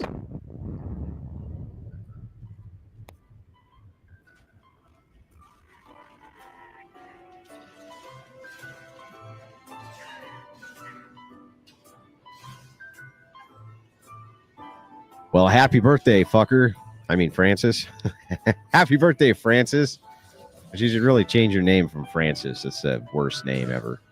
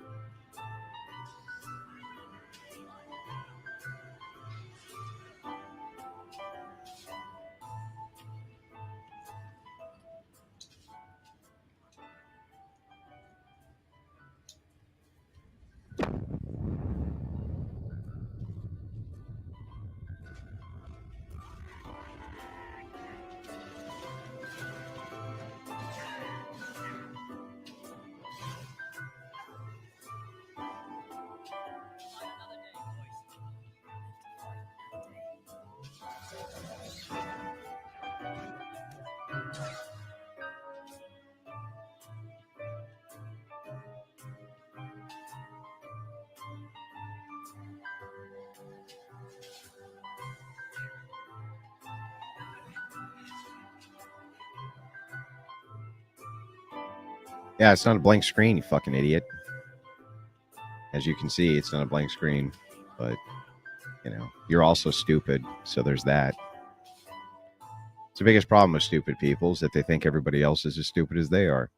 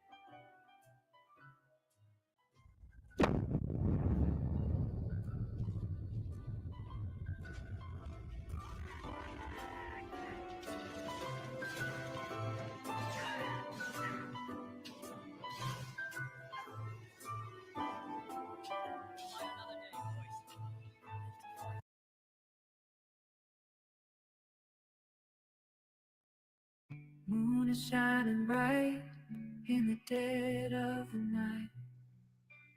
Whiskey in my head, I will fight the skank all night. The Irishman is weeping here in a haunted tomb. Now the time has come for all of us to come. Devil's 304s are playing, echoing through the hall. The sound of ancient sorrow, skanks assistant call. The hearts are slow and steady, like a heartbeat in my room. Lost souls crying out, trapped here with the cool. Midnight fight, you got me in that grip. The heart's devil music playing on a cooler strip. In these old time evil trumpets, I find my war. With every note, I rage against the whole. Harlots, why they move against me? A little holy water, cooler jamboree. In these old time evil tunes, I find fire, fight all night. With every single hearted ballad, coolness tonight. Out in the cooler I don't want to get too much copyright there.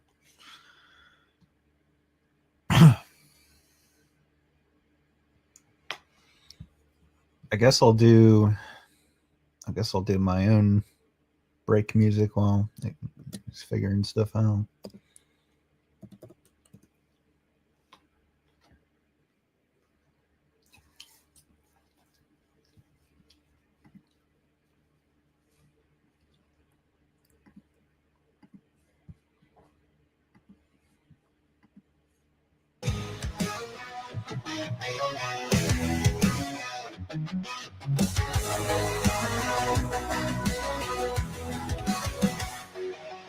Lost in the static, scrolling through the lies, a carousel of faces hiding in disguise. Like moths to the flame, we dive into the dark, chasing validation, we've ignited the spark. In a web of connections, we're tethered yet alone.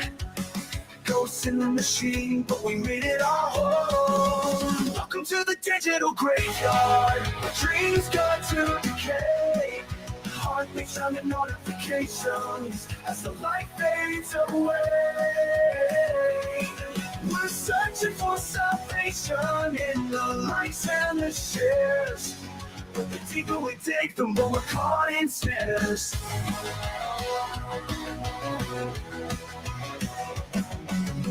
For perfection, a mask for the pain. Behind every filter there's a shadows and shame. Like a marionette dancing on invisible strings, we traded our freedom for ephemeral bling.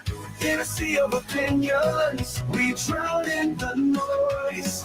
The truth's been buried deep under piles of false choice. Welcome to the digital graveyard, where dreams go to decay. Heartbeats sounding notifications as the light fades away. We're searching for salvation in the likes and the shares, but the deeper we dig, the more we're caught in snares.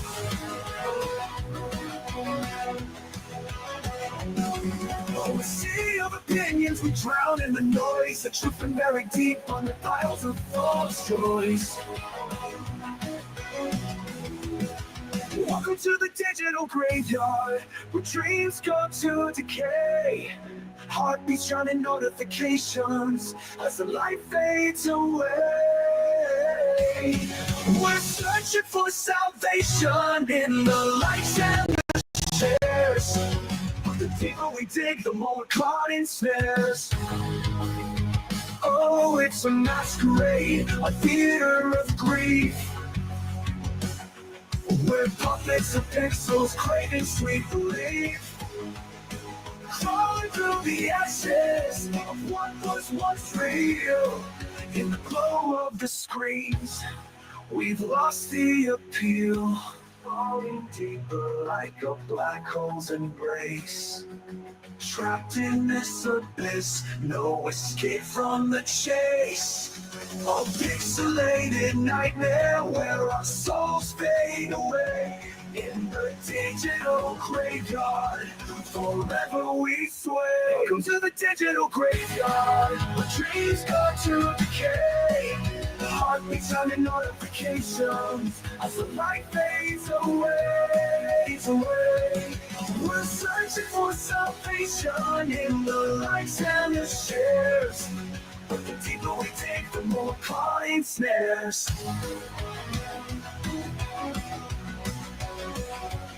So screaming through the void, let your records collide. In this endless black mirror where we all have to hide. The place of connection, the soul's heavy toll. In the digital graveyard, we're losing control. Oh.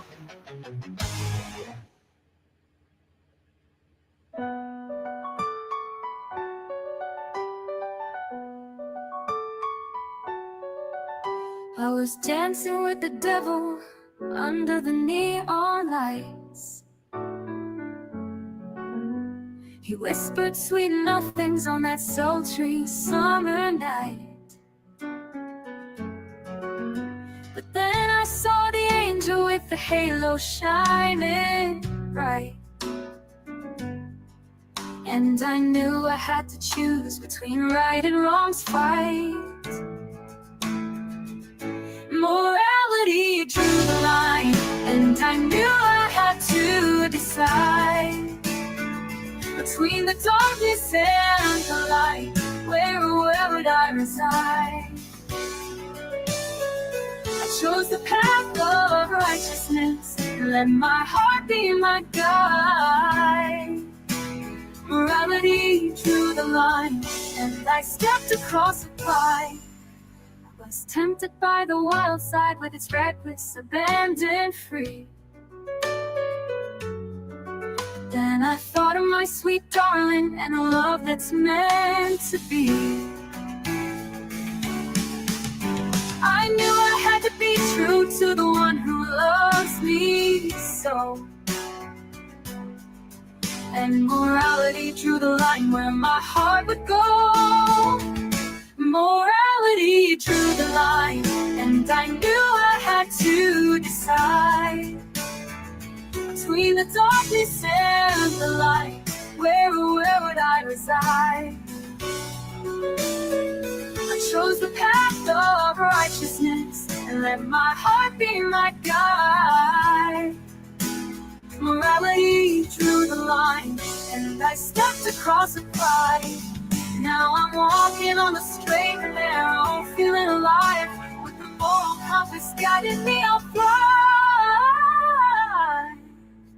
Morality drew the line, and I knew I had to decide between the darkness and the light. Where would I reside? I chose the path of righteousness, and let my heart be my guide. Morality drew the line, and I stepped across the pride.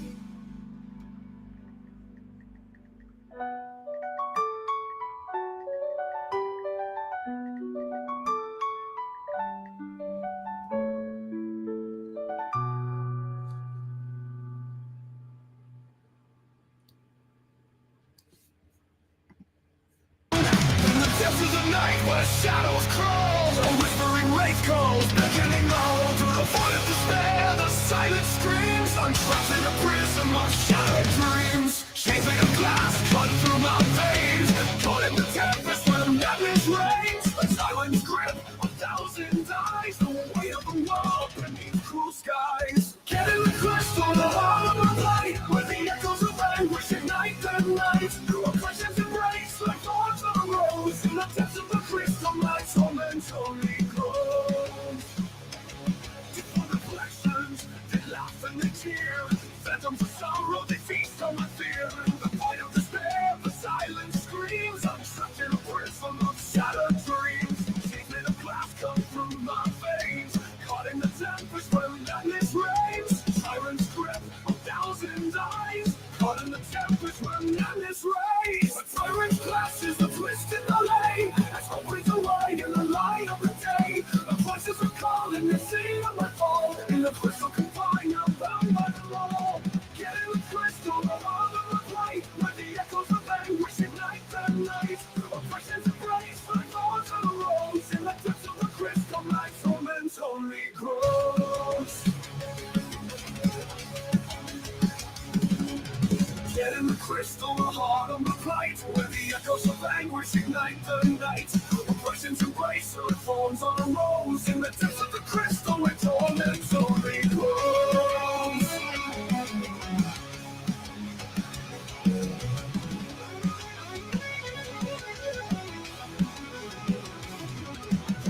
Of the shadow, the blood stains the floor. I rise from the ashes, but the shackles implore. In the crystal confine, I forge my own fate. With fire in my veins, I will rise and create.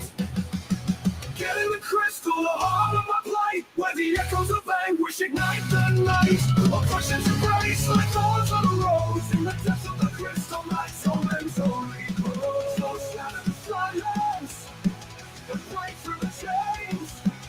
For the strength of my spirit, no darkness restrains. In the crystal of fire, my power ignites. In the heart of the storm, I'll play back the night.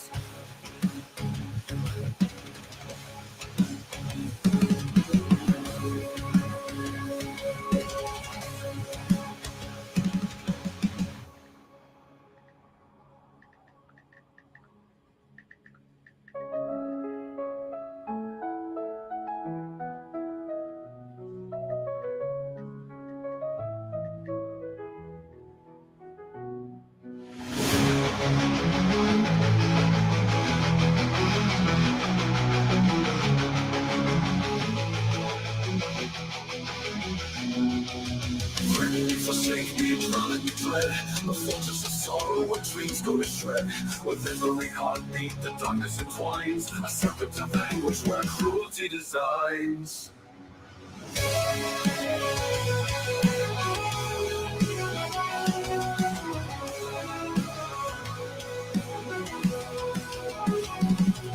The chase of the shadow of lost in my way. I suffered away in the light of the day. The voices are calling, they stand on my fall. And the crystal can find, I'm bound by the mold. The shattered shadow of the speak the floor.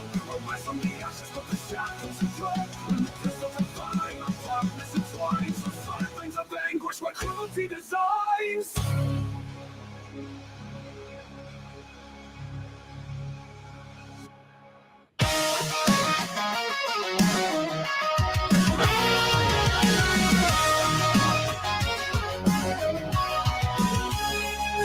In shadow, she dances in the flame. A siren song, but it's a twisted game. Whispers of sweet poison drip from her lips. The devil's own daughter on a velvet trip. With every glance she pulls the strings, a puppeteer of hearts, the chaos she brings. Her eyes like daggers, cutting through the lies. A masquerade of beauty, but there's darkness inside. Oh, whatever, girl, you're a liar, second shit. Let them silk, put your hearts up, bottomless pit. With a smile like a spider spinning webs of regret. Your sweet surrender's a storm I can't forget.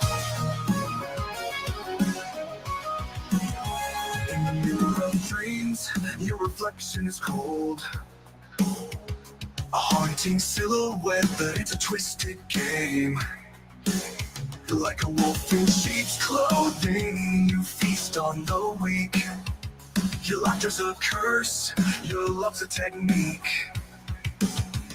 A cage made of roses, are trapped in your chains. Lost in the frenzy where passion meets pain. You're the phantom haunting all of my mind. A tempest of sorrow in the love I can't find. Oh, whatever, girl, you're a lying second shit. Wrapped in silk, put your heart's up, bottomless pit. With a smile like a spider spinning webs of regret. Your sweet surrender's a storm I can't forget.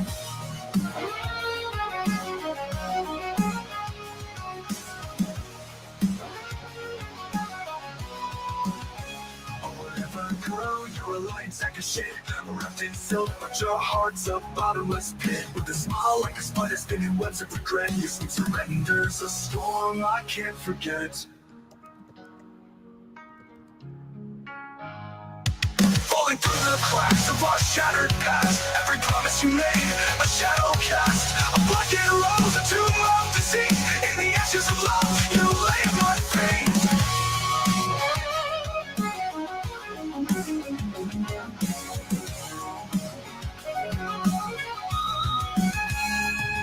Whatever, girl, you're a lying sack of shit. Wrapped in silk, put your heart's a bottomless pit. With a smile like a spider spinning webs of regret. Your sweet surrender's a storm I can't forget. All right, he's back.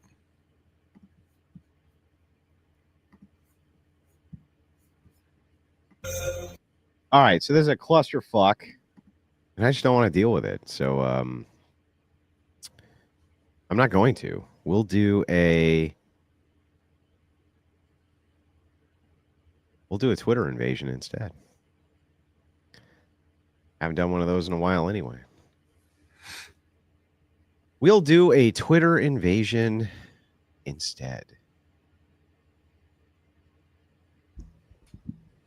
So let's see if we can't switch some things around here.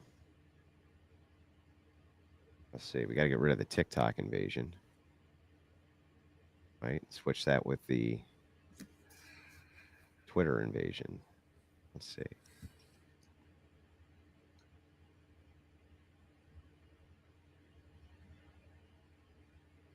How did I have that set before? There it is.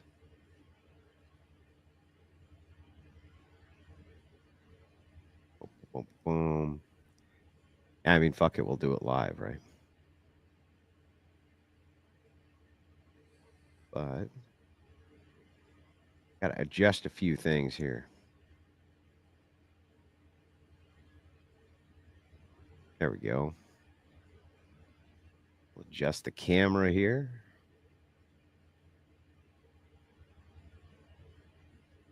Gotta fucking adjust everything.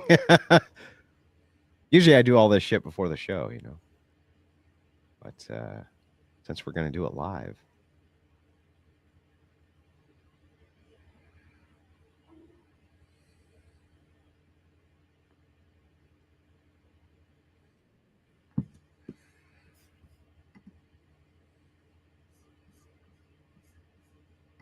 There, that looks more better, right? Center the shot a little bit.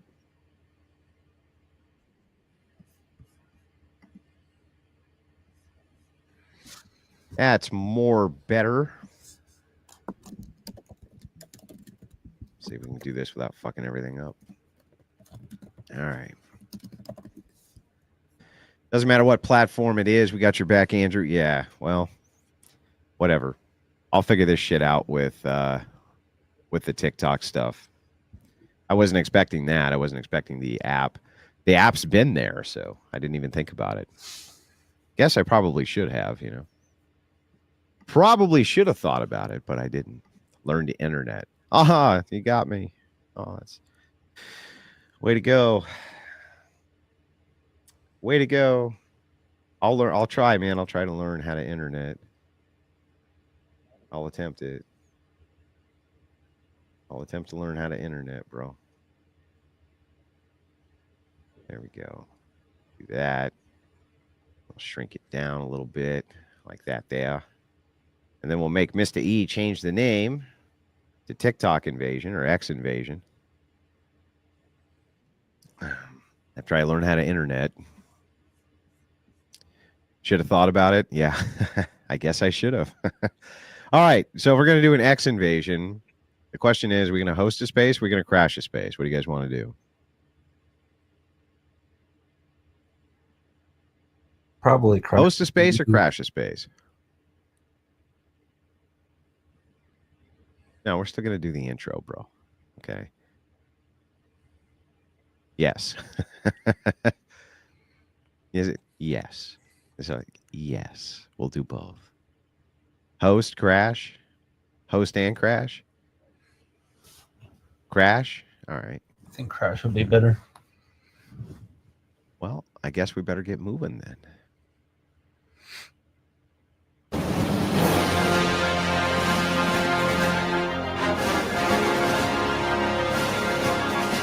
Welcome, citizens of the Crucible, to the Grand Invasion. Today, internet soldiers and battle-hardened debaters from all walks of life will be putting their skills to the test to fight against the most dangerous and poisonous ideology known to man. As we embark on this invasion, know that our enemy is tough, battle-hardened, and ready for us. Only through sheer force of will and perseverance can we succeed. We will adjust our tactics to meet this new global threat which has now emerged and will destroy all of humanity. Our daughters and sons will no longer be subjected to this poisonous ideology unopposed, though some of you may not make it in this conflict. That is a risk the Inquisition is willing to take. By land, sea, and air, the Inquisition will do battle. Our savagery and no mercy debate tactics will be the echo and the war cry of all future generations of keyboard warriors. We dream of a day when this long and protracted invasion ends in complete victory. We must not stop the invasion until a foothold is established and our ideology can spread through the masses. Please, hold your head for the prayer this afternoon. Lord God in heaven, let us destroy our enemies with superior verbal jujitsu, and maybe they be as stupid and inconsistent as they always are. May the degenerates find you waiting for them, ready to fix their broken souls and worldviews as we send them to you with mangled minds. This, Lord, do we pray. Remember our ethos, not one step back, never. Always move forward in the battle against the degenerate. Make them pay for every single inch of ground. Make them regret ever having met us in the glorious field of intellectual battle and internet blood sports. We will never stop until complete and total victory is achieved. This is our mark. This is for our honor and our children's children. May God have mercy on their souls. Because we're not going to. Because we're not going to. Under no circumstances. Let's see what's out there first, ladies and gentlemen, that we can join. Looks like we got a bunch of people sending it on over.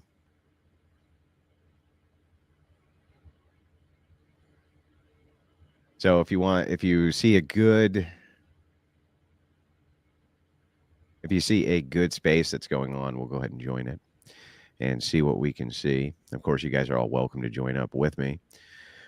We should probably be looking for feminist Protestant cringe. Let's see what's going on with spaces out there. I have no clue. You guys will have to DM them over.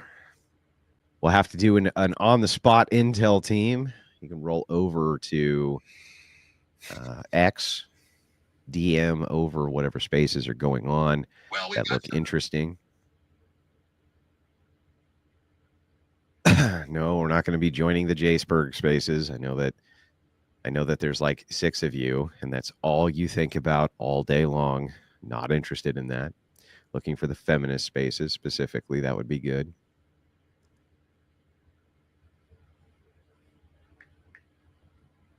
Emperor Palpatine, do it. Do it. And do it we shall. So, haven't done as many of these. I did want to go on TikTok, but we can always do that tomorrow night. I'll get whatever the problem is, I'll get worked out, but I don't want to try to work it out live. That would be a very bad idea. Take forever, and it would suck, et cetera, et cetera. So, yeah, the teas are fun too. But anyway, I'll wait on your guys' DMs as you send those in for various spaces which are going on at the moment. I'll be looking around over on this end too. We'll just kind of pop in and see what's up. I'm still not sure how you look up. Wrongful Rage for 100. Happy birthday gift. All I ask is you thank God for your life, your wife, your children. Be brave out there in general. From Rage and Rags. Yeah, I generally only pray in affirmations. I don't know if you know that or not. I usually I don't really ask for anything. I just pray in affirmation just to say thank you. Thank you for being alive, and it's a hell of a time to be alive. You got to be careful scrolling X, because it's like, even if you have the blockers on, there's always just some shit that somebody's posting, and you're just like, dude, you have to do that. Yeah. Let's take a look and see what spaces are going on.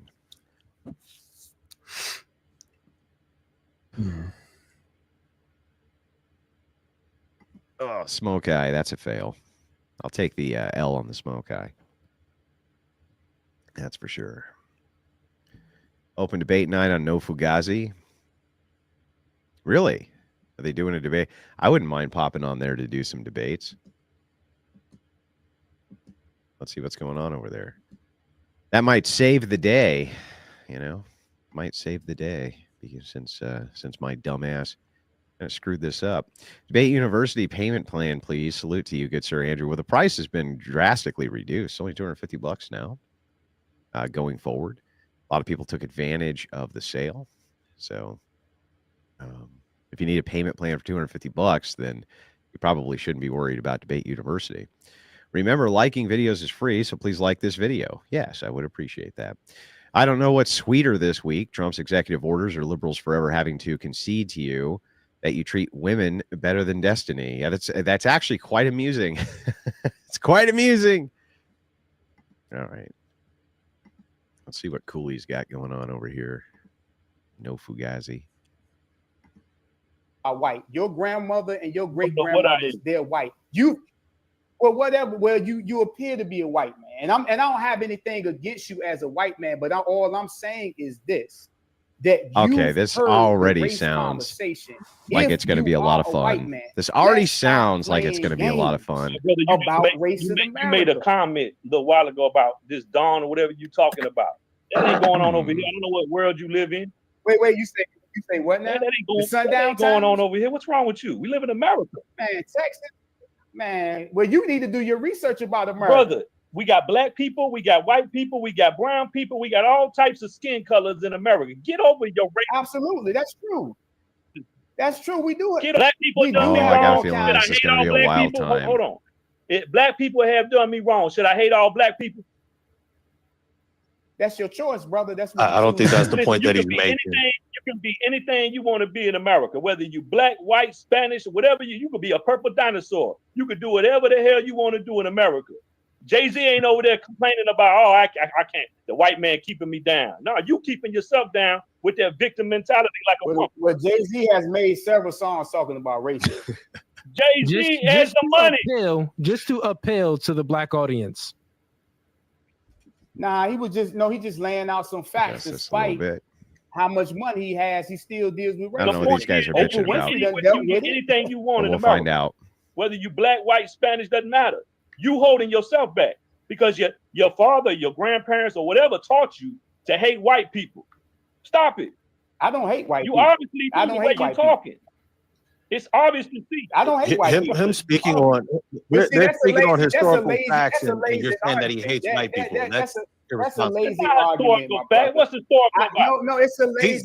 It's a lazy. One mic at a time, man. Yeah, I was going to say the whole conversation has been being had, and some things I agree with Cooley, some things I agree with the other brother. But you're saying that he hates white people because he's stating facts. He's racist. About That's what I'm saying. He is a racist. It's clear. He's talking about how I need to uplift my culture, my this and my that, all this other stuff. That's racist. What are you talking about? You gonna let me finish my statement? So this is the. Someone let Cooley know I'm in the back room, but it's full. Let him know it's full. This is what the white man has done throughout the world. When you appear to be white, I don't care what. And you won't tell your that looks nationality. white. Is he white? You appear well. You have You're people. a big time you fool have looking at race, skin color. One mic at a time. One mic at a time. Yo, skin color. Yo, one mic at a people time. that will Go pretend ahead. to be you have people that would pretend to be black, right? Pretend to be white, but they were black. So I don't know. Brother, you ain't from the hood. You couldn't tell me about nothing. You couldn't tell me about nothing. Brother, you don't know where I'm from. You ain't from the hood. I'm not about to get into. You don't know that though, brother. You don't know that. I know you like I know the back of my head. You don't know where. Okay, let's I'm not about to feed into. Let's have some decorum real quick, fellas. Real quick. Why is that real quick, fellas. Let's get things back on topic. Why is that even? Yo. Let's get things back on topic real quick. Stop blaming white people for your problems. Get back. Yo, my man. Let's get things back on one mic at a time. Listen real quick. So the conversation that me and his brother was having was pretty much surrounded by. I asked him some questions. He's harping on race. That is true. You are harping on race. When we had the conversation, you're appealing. All of your appeals was to, well, the white man oppressed us. The white man did this. The white man did that. Now, it's not to say that some of the things that you said. Well, let's go true. crash the party, white boys. Redline and enslave black people and have some systematic things going on back then. For sure, I granted those things, but we're speaking about today.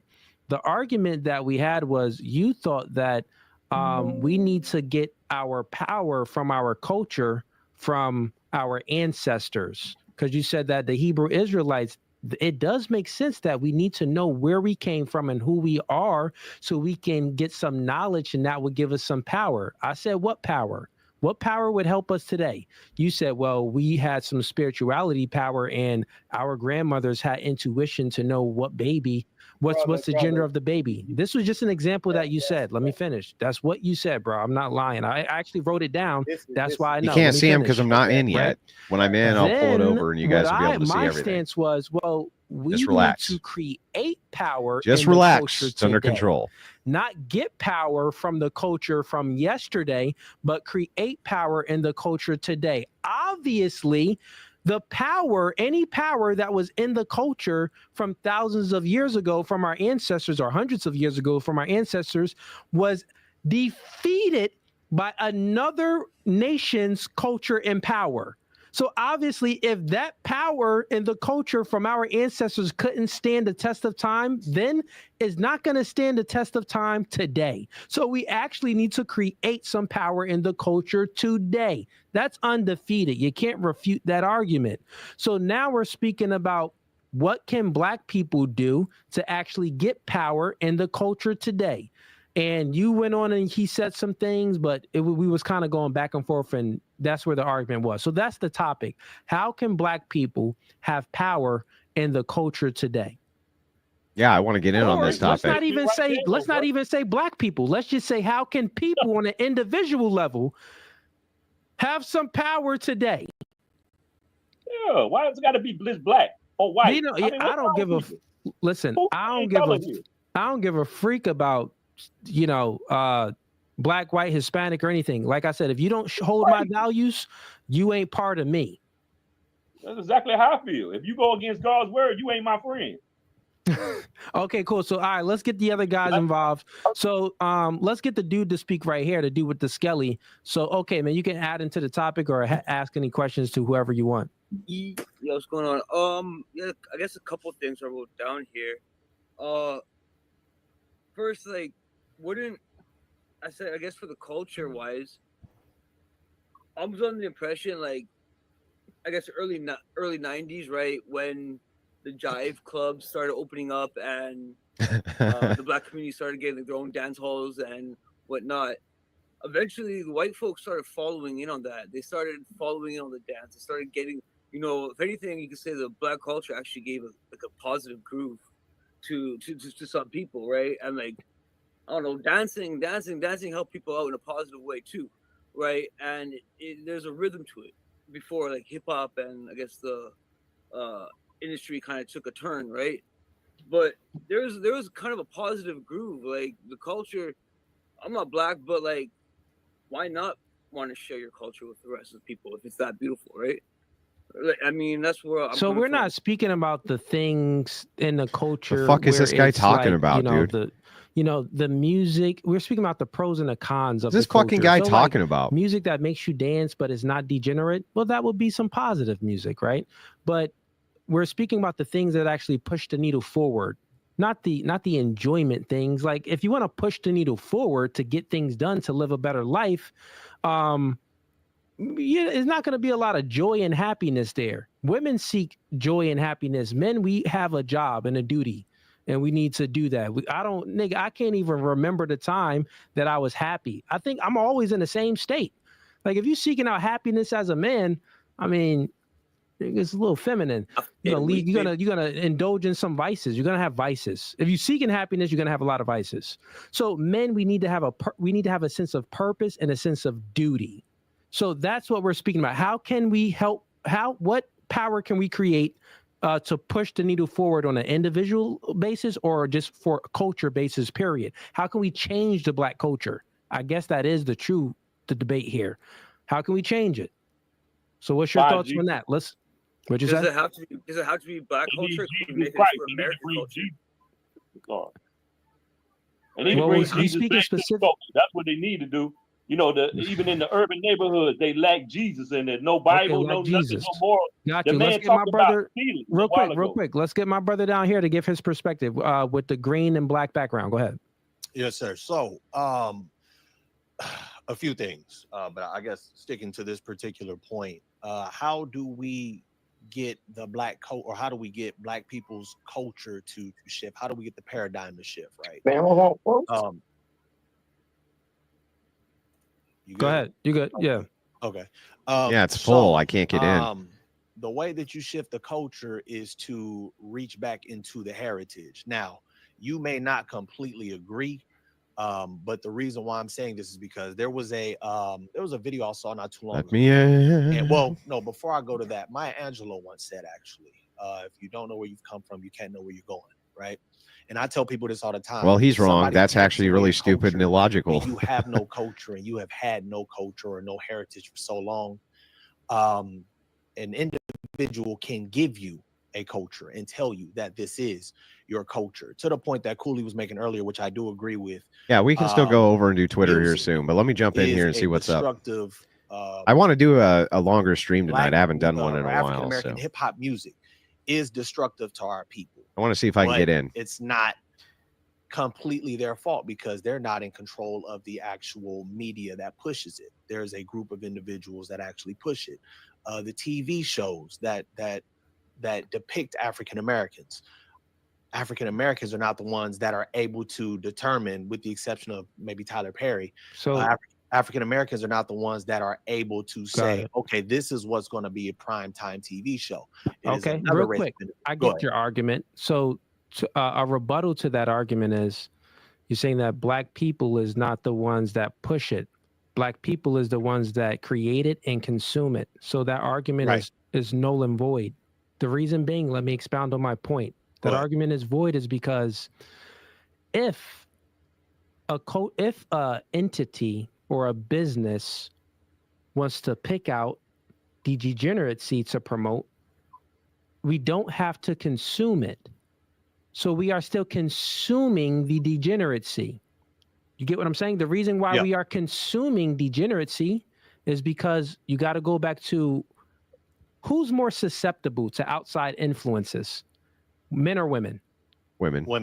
Okay, so if women are more susceptible to outside influences, we need to protect the women. And then besides women, we would say the next one is children. We would say that men are the strongest. We would say that men are the ones that give guidance and are the disciplinarians. But guess what? Yeah, I don't know if I'm going to be able to get in here, guys. The father is missing outside of the homes to say, turn that I can't even get in the TV back off. room. We're not listening or watching that. You don't listen to that in this house. Amen. To instill some values, Bible. exactly. The Bible. To the father is there to be a shield to protect the children from the negative influences and instill positive things. That's what the fathers are there for. So the reason why that argument is null and void is because guess what? We still people are are the letting ones them that know. create it and consume They it. see. But we You just give we him a don't minute. have to Like, we've only create been it. here for a few Guess minutes. what? Just And relax. we don't have to consume I'm sure it. he'll get me And in. even Just though, wait. and we Just can hang also tight for a few minutes. protect. The reason why we consuming it because we have no protectors. We have no Like, fathers there. we can't just expect that So we when go we over look to at a this, stream and they just it's let like us right this, in, bro. right? There's white people that listen to hip hop music too. Yep. Right? There's white people that consume hip hop music. I'm sure that it influences them. That's true, Charlie. Some of them to indulge in some degeneracy, right? Right. Yeah, we got to say yes. But now, if we look at it, there are more white fathers in the home than there are black fathers in the home. That's the difference. If you can give me another difference, Absolutely. So I don't completely disagree with what you're expressing. Okay. The thing is, so here's where and I it's would complex. I'm sure there's Absolutely. nuances in there for sure. There's a ton of nuances, and I want to give you an example of one, right? So when we listen to quote unquote black music or hip hop, right, the majority of the individuals that are the artists that are being pushed, the Glorillaz, the Sexy Reds, the King Vons, the Lil Durks, right? What we see, especially children, because the majority of the people that are being influenced by this music are the children, especially from social media, because now you have reels, you have shorts, you have viral TikToks and things of that nature. People are paying the influencers to play it, and it's getting stuck in these little kids' heads, right? So now, while I agree fathers should be in the home, sometimes they're not, but then also you have something completely, to a degree, out of their control to a certain extent when they go to school, right? When I was in school, I had real quick. Let me just button real. I'm we picking up what you're putting down. 100% agree. There's meaning that there's always going to be. You got your kids in a home, but your kids are in school. They're being influenced by their peers. When the kids get out of school, they're getting influenced by the Give it a second. neighborhoods and stuff I'm like sure that. we'll be able to get in. So there's a If lot not, of we'll do something negative else. It's no big outside deal. influences that's always trying to penetrate the child's mind. Not only just what if the father can only do so much. The parents can only do so much. This is why you need a tight knit community. Sometimes right? This is why. So think Streams about don't it. go the way you want them TikTok to. in Actually, That was China, going to take me to my. yeah, I was But I actually feel gonna like that's all transition right. to that. I feel like TikTok last in time we went China, on here, it was a they good don't time even like with the Black show a lot Hebrew of this Israelites. degeneracy I feel like stuff that on was a good TikTok. time. It's banned. But in Right. America, it's wide open. Like Right. you can watch twerking videos and stuff. In China, you can't watch no freaking twerking videos. Oh, is he? Is No Fugazi live on So that YouTube? goes I didn't exactly know to my that. point, right? When you look at when you Crazy. look at culture, He when you look is? at heritage. Whoa. There was a video That's probably super about neat, a dude. year ago that I was watching, and in that video, it was a woman. It was an African American woman, and it was an East Indian woman, and they were dancing in the video. They was playing around, and then what happened Real was quick, I'll be right back. Y'all have the discussion. And Spin City HQ in here too. Shout out to you, bro. I'll be right back. Going to the bathroom. Yes, But yeah, sir. continue to have the Can- convo. can- Right. Can y'all hear me though? I'm gonna let you go. Yeah, we can hear you. hear me? All right, go Yeah, we ahead, can bro. hear you. And so what happened was the black girl, while they was dancing and playing around, she turned around and proceeded to twerk, and she was trying to get the East Indian woman to do it. The East Well, Indian now you know, woman Andrew. said, Yeah, now I know. No, we don't do that. We only do I didn't things know like that. for Now our I husbands. know. Thank Now, you. why is that important? Because back Very to my helpful. point, when you have a culture and you have a heritage, there is a foundational standard. This that is you have. pre-recorded. So Yes. African American woman, It just so happened that your comment coexisted with the AI rendition of me saying it's pre-recorded simultaneously by just sheer luck. Black heritage, it is nothing but It destruction. was just sheer Women- luck. Women twerking, women over sexualizing themselves, men who are over sexualizing women, men who don't want to be men, right? So the whole point of that is if you have a heritage and you know where you come from and you have a foundation, you will have a standard. So when we speak to how do we fix this, to the point of the brother with the gray or the white hoodie on, you have to go back to your spirituality. Why? Because for those that actually believe in the Bible and read the Bible, you will see that this Bible actually speaks to community, like Cooley was talking about. This Bible actually speaks to having an army to protect your community. Andrew Skynet as confirmed. Cooley Yes. was talking about. The issue was, and the issue is, a lot of people deviated. Those that do believe in the Bible, and by the way, I'm an Israelite, so I have a slightly different stand from both of you guys. Oh, great. So when you read the Bible speaks to that exact point. You need to have an army. The man needs to be in the house. The man needs to be the protector and the provider. It speaks to needing a community. As a matter of fact, the whole Bible is predicated upon Israel being a strong community, because when you talk about which I've heard Cooley say in a few of his podcasts, or at least in a few of the shorts, he talks about the divine structure, which is the Most High God, Christ, man, woman, and child. If you have that, and you have the men doing what they're supposed to do, you will have a successful nuclear family.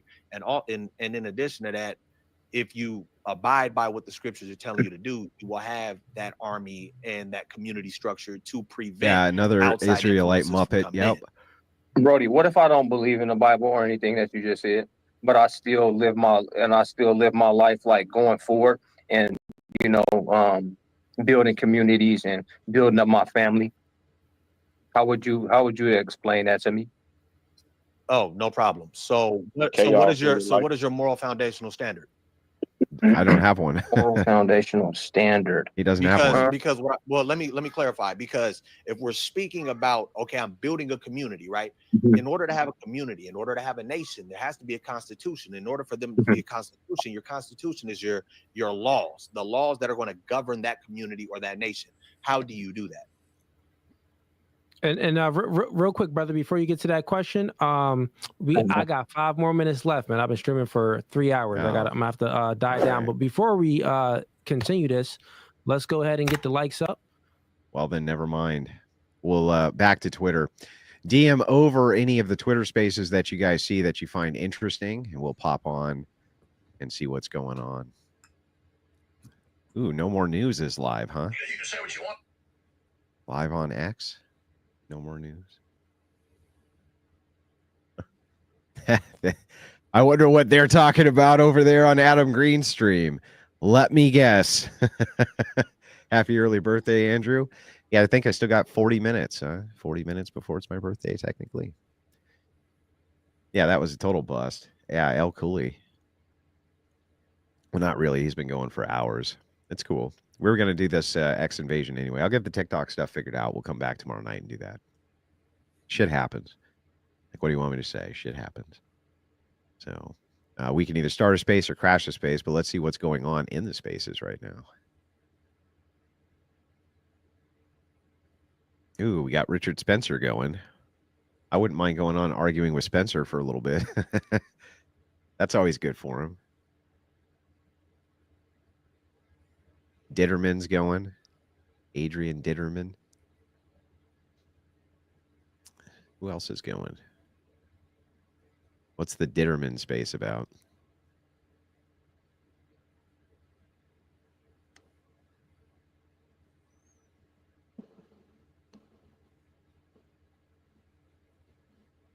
Oh, they actually did do this. What the fuck?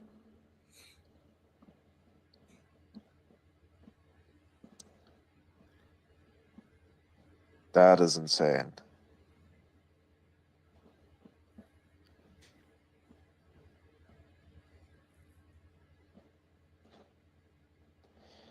That is wow. That is wow. I don't know what he's babbling about. Wow. What is he babbling about? What's Adrian Ditterman bitching about? So a guy, or like a group of people, projected on took that shot where Elon was like, doing the thing with the hand, projected that on the side of the Gigafactory. Wow. And put Heil above it, so it looks like this. No, who cares? Boring. Boring. What else we got? You guys can DM me over on X if you see any good spaces over there. There's only so much that I can see from my end. But I am taking a look through. Bringing us into World War III, they can easily go nuclear. Does it work? Seeing what's there. If anything, we can always start our own space and deal with all the progressive scumbags who exist. Progressives and feminists and lunatics of all types.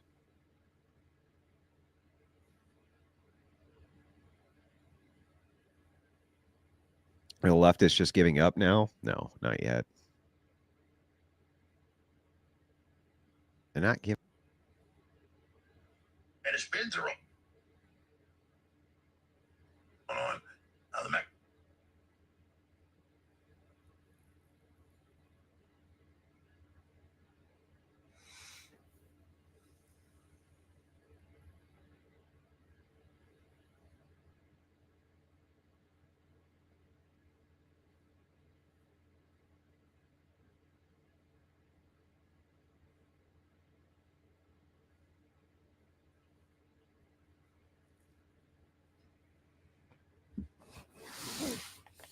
Oh, what the hell?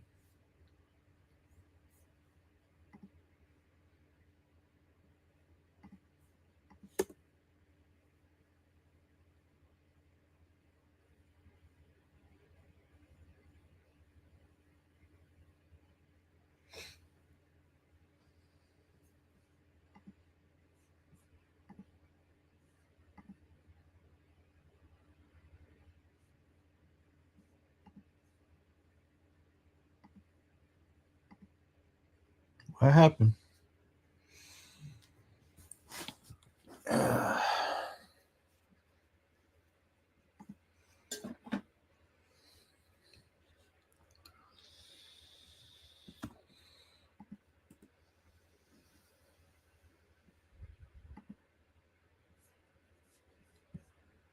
What the hell?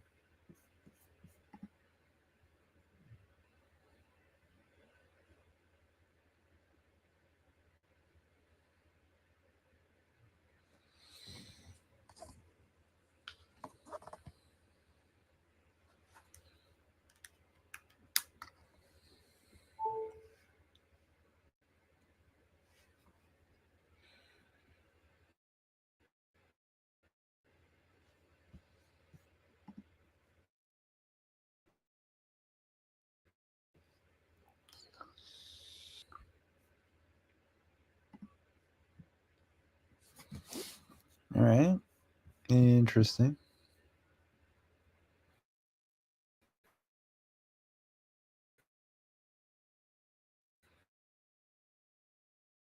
Apparently, I'm having technical difficulties. Bridges ignite every fire in the fire of truth. I'll rise from the dead, or whatever God your king has been played. In this light of the song, my soul won't be swayed.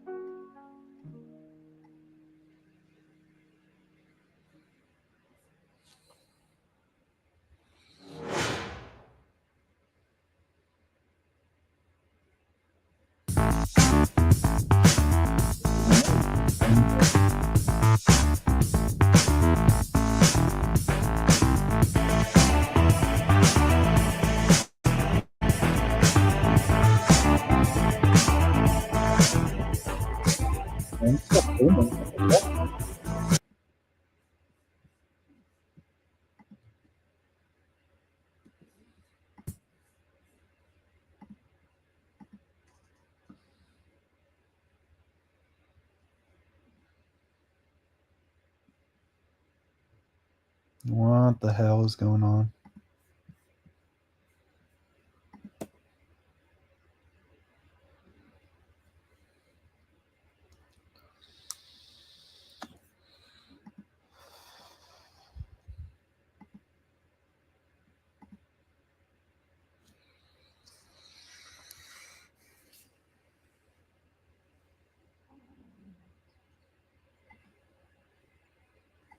I'm still streaming.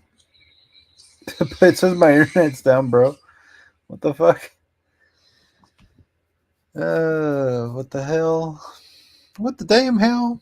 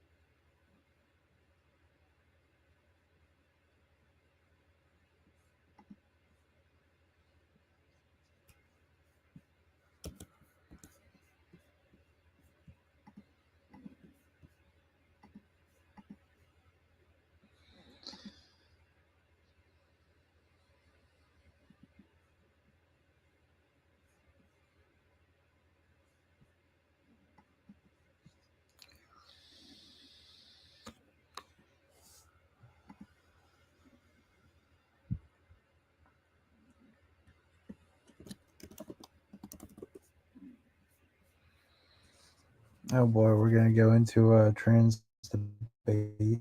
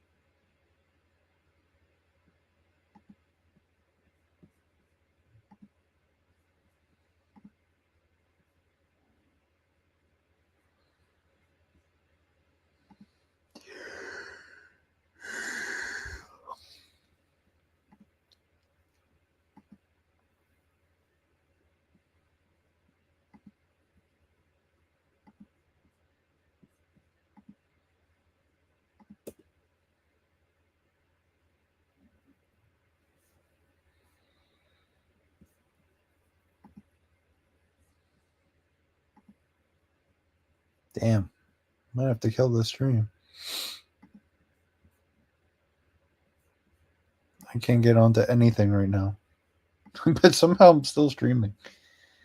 The fuck?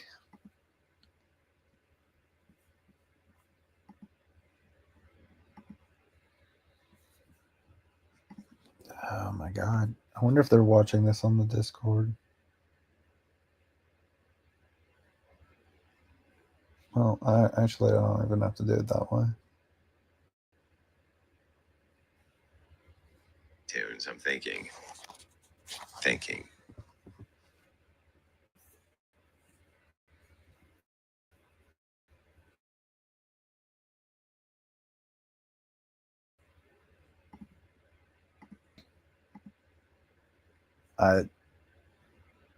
I'm up on my phone. I don't know. I can't get to the Yeah, we internet. can just do our own space.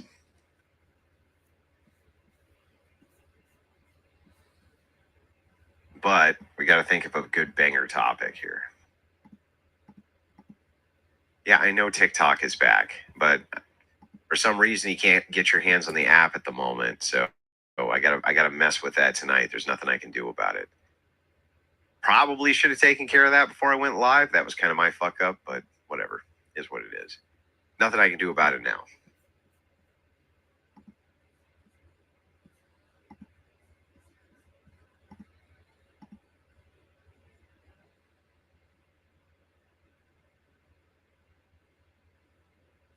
Yeah, we could do ice raids. That's true.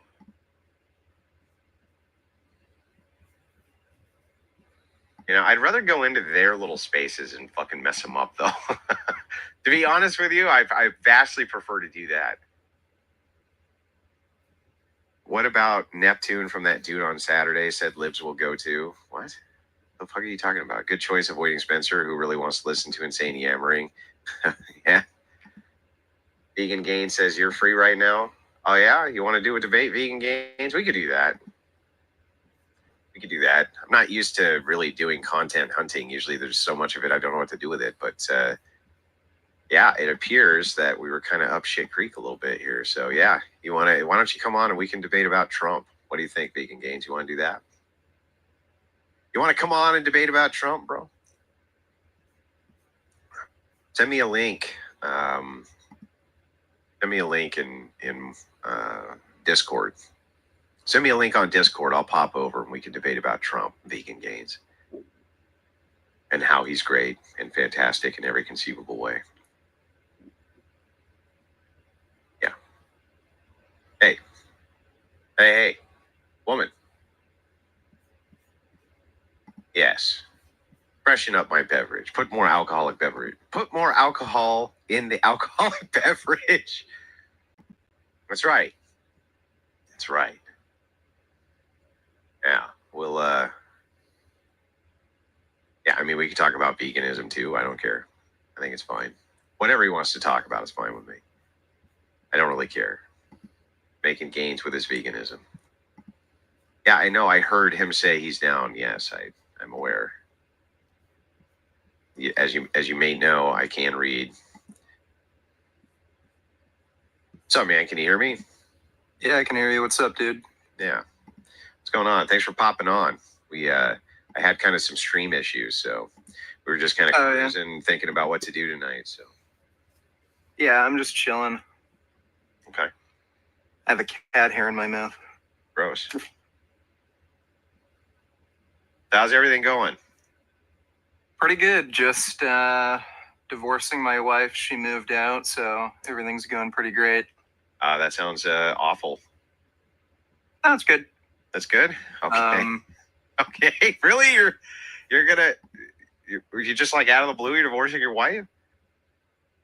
Wouldn't say it's out of the blue. We were drifting apart for a little while, especially the last year, and the relationship ran its course. We're kind of getting annoyed with each other, and it was an amicable breakup. So it's she's not no kids, right? Yeah, no kids. We're renting, so there's not a fight over property, and she can't afford to rent this place. So Sorry to hear that, man. So you're gonna come over to the red pill side now? Well, people have been saying I'm pretty red pilled.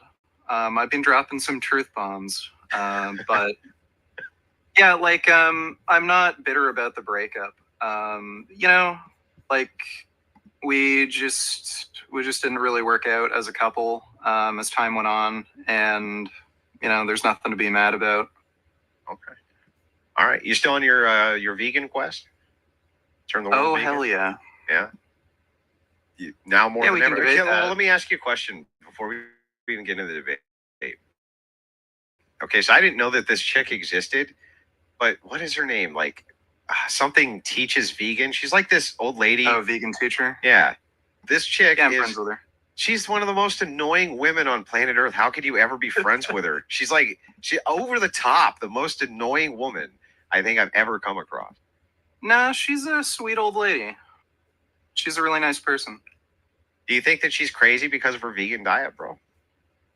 No, she's definitely not crazy. Like, a lot of people turn their brains off when they react to her content. Like, she's atheist, and she kind of makes jokes about religion. And, you know, an example is people say, I can't go vegan because I'm Muslim or something. And then she'll just make a joke, well, change your religion.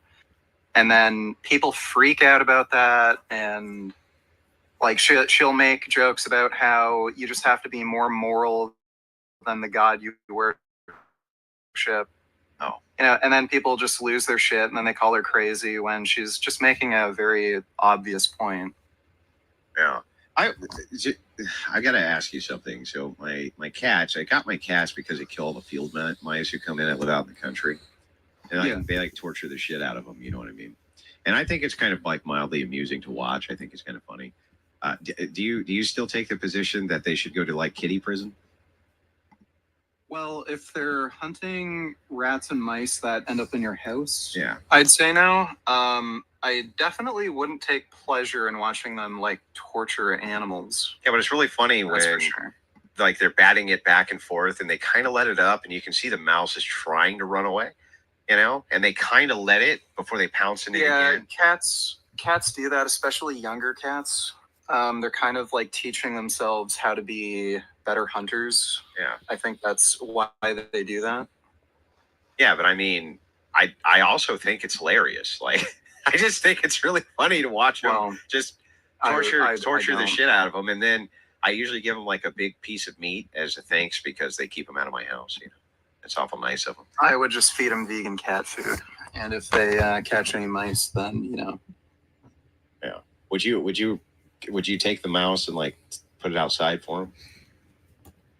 Yeah, like if I caught my cat with a rat or a mouse in its mouth and it wasn't like seriously injured, yeah, I just let it outside. Okay. All right. Well, okay. So I mean, we haven't debated veganism in a long time. So I'm kind of happy to dive into it. One aspect that we haven't really dove into is the environmental impacts, versus, but now I don't know if that's your thing, you know what I mean? But it's not really my thing. I don't usually argue environmental impacts. It's kind of a hard area of research and it's not like really my expertise. So I usually just focus on the moral side and like the health side. Yeah, so you still have the hard position that it's immoral to eat meat. Yeah. Yeah, unless you find like roadkill on the ground, they can eat that, right? Yeah. Yeah, okay. So eating meat itself is not immoral. It's killing an animal that's immoral.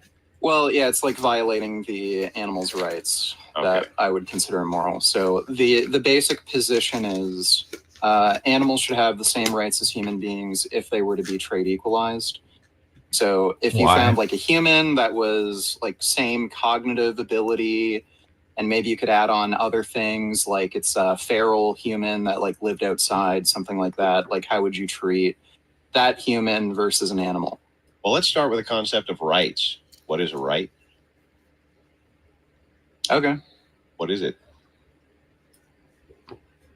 Right is a protection that is granted under a law that protects an individual from certain harms.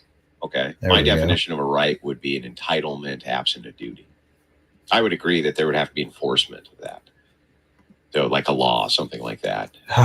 It's So still what do you mean acting up. entitlement absent of duty? Well, you don't if you have a right, you don't have a duty to do anything, right? It's just an entitlement. It's not telling you you must do something. So you have a right to vote, you don't have to vote. Right to own a gun, you don't have to buy a gun. You have a right to freedom of speech, but you don't have to speak, right?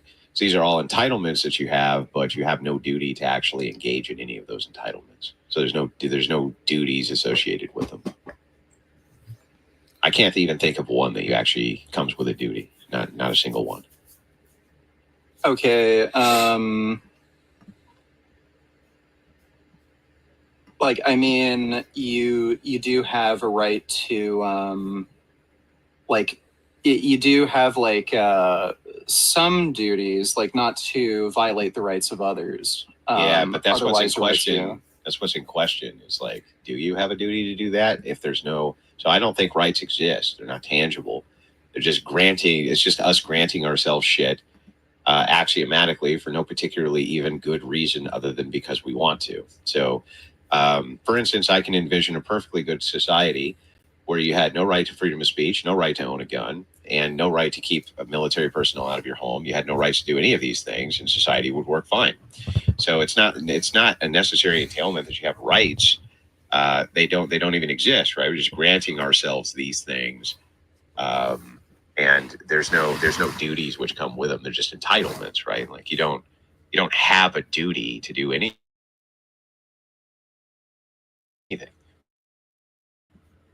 Well, I understand the point you're making without rights. Like there's tribal societies that don't have that sort of concept, but they do have at the very least, implicit societal standards where, hey, you don't get to steal my things. And even though they don't have police, there is quote unquote community policing where if somebody steps out of line. Yeah, there's so you don't have rights, you have force, right? So I would say that rights are interjectable with force. So my position is that everything you call a right is actually you just asking for permission to use force. So if you want to speak, you're asking for permission to have somebody else assist, utilizing force to make sure that you can speak. If you want to own a gun, et cetera, et cetera, et cetera, et cetera. That these are all just interchangeable with force doctrine. So I think it all just reduces to force doctrine.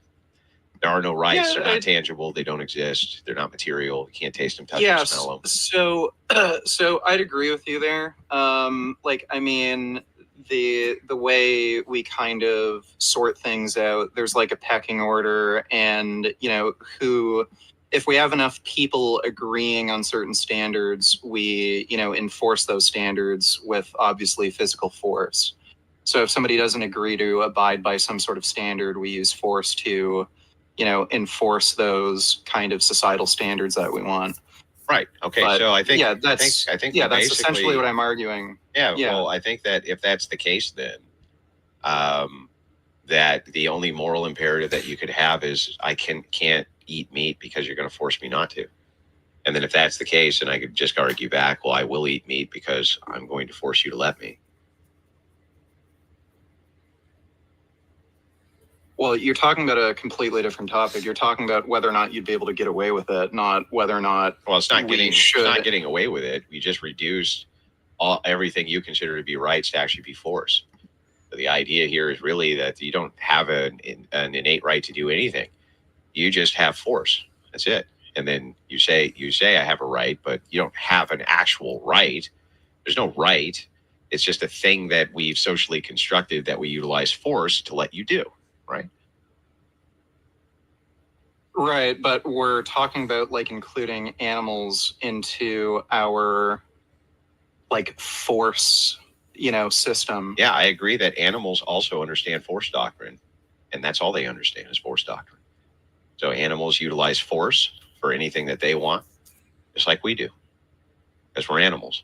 Right. I think we're kind of talking past each other a little bit. The point I'm making is basically we should treat animals the way we would treat a trait equalized human. So that if you are in fact in favor of the idea of human rights, some sort of protection under the law using force to prevent another human being from being abused or mistreated or, murdered or be stolen from, exploited, then we would just, use that same kind of treatment for an animal. Yeah, but I have force doctrine. So I can create a category distinction between humans and animals, and that's perfectly acceptable because of force doctrine. The idea is that I can extend all rights to humans simply based on the fact that they have the DNA of human. There's no problem there. So I'm categorizing all animals other than humans separately. Eating them's fine. Eating humans isn't. And I have force and will utilize force in order to stop you from eating a human.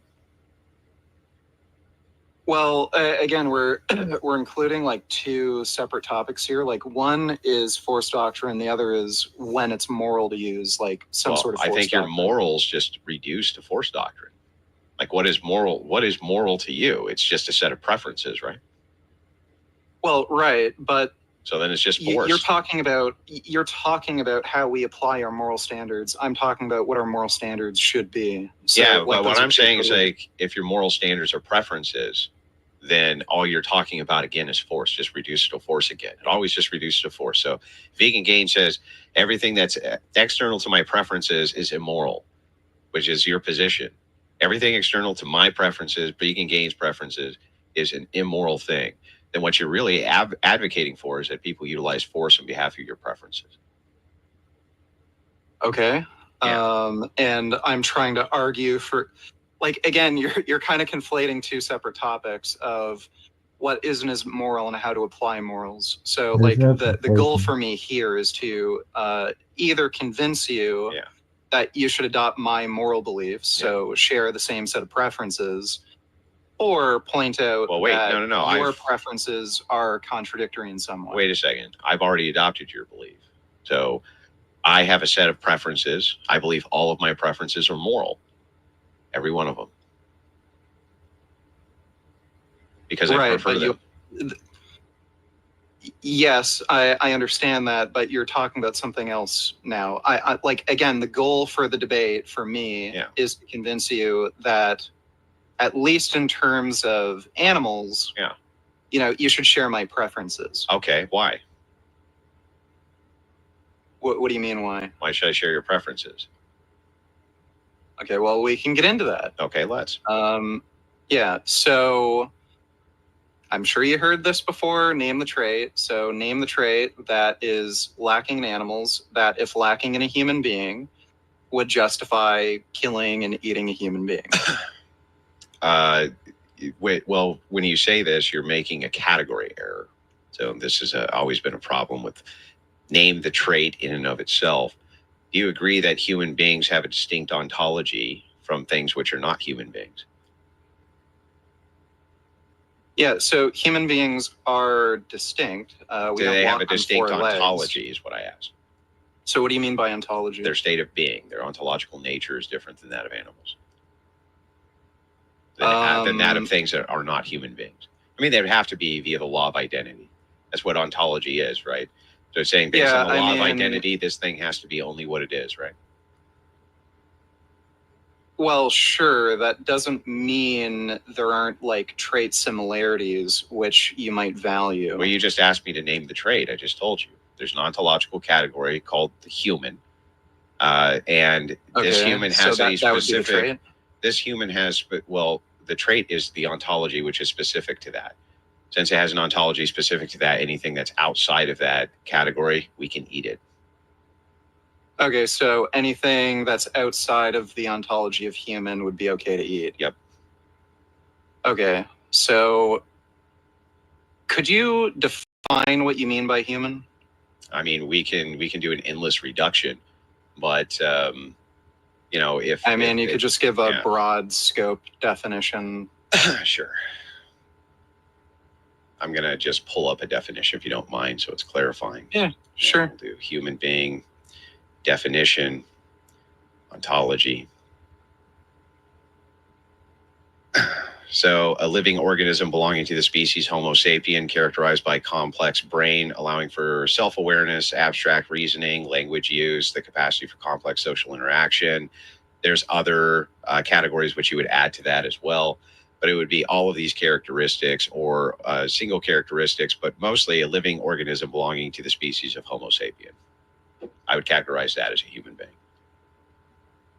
Wait, so just to clarify, any or all of those characteristics? No. I said the primary characteristic is a living organism belonging to the species Homo sapien. That's how I'd categorize human being. Okay, so okay, so now can I ask you a question? Do hypothetically- any animals share that characteristic with us? What, being part of the species Homo sapien? Yeah. No. Then At there's the least hang not on. that we know Then of. there's the trait. I just named it. Okay. So hypothetically speaking, if we go and find alien say- species that are just like us and they look like us. well, and we can breed could. them? Well, we could go with that reductio. I was going to ask, like, if we go 1,000 years in the future, and I don't know, we have like an ethno state, like Trump enacts an ethno state, and all the blackies stay in Africa, all the Asians stay in Asia. We could, in theory, have enough genetic differentiation and species drift over time, where black people are no longer part of the white species. Like there might be So now they're not categorized as Homo sapiens anymore. Right. So they still maintain like sapience, so human wisdom and intelligence. They still have 2 legs, walk upright, all that, but there is enough species differentiation where that, cluster of genes that would categorize you as Homo sapien no longer exists. So maybe they're Homo sapien negroidus or something.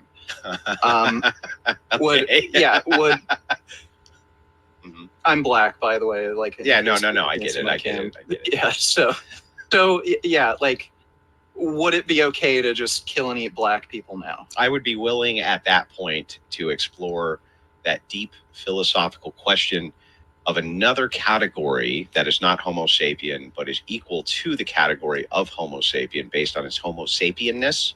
I would be willing to explore that question then when such a thing happened. But at this point, it's not necessary to explore such a question, as such a question is not being asked. Such a category does not exist, but I think it's worthy of investigation. So then what gives a creature moral value My preferences. doesn't really come down necessarily to whether or not they're part of the Homo sapien species. No, it does. I didn't say that you it literally just admitted. No, I didn't. I just said it should be investigated. I didn't say that we should eat them, not eat them, do anything with them. But we should investigate the question when such a time comes so that we could make those determinations at that time. It would be very difficult, of course, for us to determine that right now, even via hypothetical. There would be no way for us to determine that. So it's reasonable. Well, it sure falls you could. within logical reason for us to investigate that further. Right. So let's do that now. So it like Okay. Well, what would be you want to take a hypothetical species and investigate it? well, we can't investigate the actual species itself, but we can investigate whether or not it would be moral to, kill and eat, said hypothetical species. Okay. Right now, I would say it is because it's not a Homo sapien, but I'd be willing to investigate it if it were to happen. Okay. So, like, again, hypothetically speaking, if we were to sequence your genome and it turns out all the cigarettes you're smoking mutated your genes to a point where you're no longer part of the human species, and you could only reproduce with, I don't know, salamanders or something, it would be okay to kill and eat you? Yeah, well, it would put me in a different moral category. So yeah, I would say bon appetit. Yeah.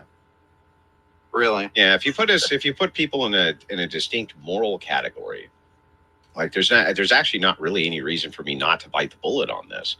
So you're saying if we were able to duplicate feats, which from my worldview are impossible. So just so you understand, what you're asking me is actually a logical impossibility from my worldview. Why would it be logical? I'm going to impossible? explain. So all of my worldview is based upon the conceptualization that Jesus Christ is God. that that the Christian purview is true. And so all logic comes from the angle that it's only possible, the very possibility for it and knowledge comes from the idea of there being a God. So since that is the case, things which would circumvent that or would in some way show that there was not a God would then render the entire worldview of what is logically possible for me moot. So logical possibility is always dependent upon worldview. For you, there's things which are logically possible, which are not logically possible for me. Would it be logically impossible for you to be wrong? Or sorry, would it be logically possible for you to be wrong? Yeah, about all sorts of things. What? Wait, sorry. You mean it is logically possible for you to be wrong? Yeah, it's logically possible for me to be wrong, yeah. So you could be wrong about God existing, Jesus existing, creating man in his image, and with a specific genome. I could be wrong about logic itself existing, or Sure. us existing, or anything existing. These are things which you could say have a logical possibility, just not from my worldview. They only have a logical possibility from your worldview. So when you ask me that question, I'm answering from your view. If you're asking, is it logically possible for me to be wrong about God? Then the answer to that would be no, or it would render my whole worldview of logical possibility inert. Just a side question. Do you believe in like evolution? Do you believe that we evolved from like some sort of ape species? No. You don't? No. So like, you're a creationist? Yes. Young Earth creationist? No, I don't think, I don't even think that, that question means anything. You know what I mean? Like, is the Earth 6,000 years old? I don't fucking know. You know, is it 80 million years old? Nobody knows. Do you believe dinosaurs existed? As we perceive them now, no. So, like, what do you mean by that? Like, do you think the T-Rex specimens that are at like some natural history museums, do you think they're fake? They could be real. Some of them could be real. They've done. So the thing is like when they do all the plaster for the bones and the replicas, they have to add a lot. The almost intact skeletons that they have at the T-Rexes, they had to do a lot of bone shaping for those too. Even the historians themselves aren't sure if this is exactly the form. It's like it's their best guess, right? There's a lot of like mostly intact dinosaur specimens. I think that, yeah, I'm looking this up right now. Apparently the most well-preserved Tyrannosaurus specimen has 90% of its skeleton recovered. Yeah, I just said a T-Rex. Yeah, there's a T-Rex that has. I thought it was 80%, but I'm willing to grant 90%. But we have to do an awful lot to put these things on display. So what you're asking me is complicated. Well, do I think that there is a creature that those bones represent? Absolutely. Do I think that creature looked exactly like that, or that we have all the knowns about it? No. Well, we could argue about like how it stood. That's been a debate for a while. Some people thought it stood more upright, but like now, based on better scientific understanding, like it's generally accepted that it kind of stood very hunched over, like its back almost parallel to the ground. I mean, we don't know that. These are right. unknowns. We don't know that, but you know, we have 90% of its skeleton. It shares a very similar body plan to many other species. It has like a thigh bone and spine and all that. We can construct it pretty accurately to like its skeleton to what it would have looked like. And there's debate about how much muscle mass it might have had, what its skin would look like, what color. So we don't know any of those things. No, we don't. Listen, listen. First of all, let's clarify some things. Speculate. Let's stop saying no. Tyrannosaurus In Rex. science, it's almost impossible to know anything. That's one. Almost impossible. It's not that you can't know some things. You can have some scientific facts which are known. But what you're talking about here are theories. And what a scientific theory is this is the best thing we have right now, right? To give an explanation. We work off this explanation until a better theory comes along. And we act as though it's true. That can be useful, but it's not known. So when people say things like this, it drives me crazy because that's not science.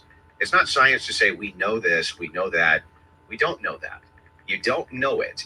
You have a scientific theory which corresponds to the best evidence you have at the time. And so you're going to operate as though that theory is true. That doesn't make it true. It just means you're operating as though it is. So when you say, I know, you don't know. Well, okay. I disagree with some of that characterization a little bit. Which but part? It doesn't matter. Which part do you disagree with? Like, Well, tell me it doesn't really this. Tell me matter. this. What's the scientific method? Can you tell me that? Well, none of this really matters. Can you tell me Like, the scientific when- method being engaged? Tell me the scientific method. Well, yeah, a series of experimentations, investigations that get you closer. No, what's and the closer method to itself? truth. Just walk me through the scientific method. Well, it kind of depends on. No, what it doesn't subject depend. you're The talking method's always the same. What is it? You don't know. You don't even know the scientific method. So this is the thing, right? It's like you guys like, love science, but you don't even know your own none of- scientific method. Like that, this doesn't really matter. In the It does context of matter this because discussion. when you make these claims of I know I'm that not you saying don't I know. You did say that. You said we I'm know. not saying I know anything. You say we know, they know, right? Well, I He know knows, she knows. there was something walking across the ground that had that skeleton. I don't know exactly what it looked like. I don't know how much it weighed precisely. I don't know how much muscle mass it had. I don't know what color Right, it so is. you don't know. So when I make But the claim, I have a basic understanding. No, you don't. That there was a very large lizard-like thing. You don't know walking that either. across the ground with those you, bones. no, listen, you don't. So even are know you suggesting Are you suggesting there's a conspiracy theory where people faked? What's the conspiracy? T-Rex There's specimen- nothing I'm specimens? saying right now which is controversial. Here's what I'm saying. Here's my declarative statement on this. Very simple.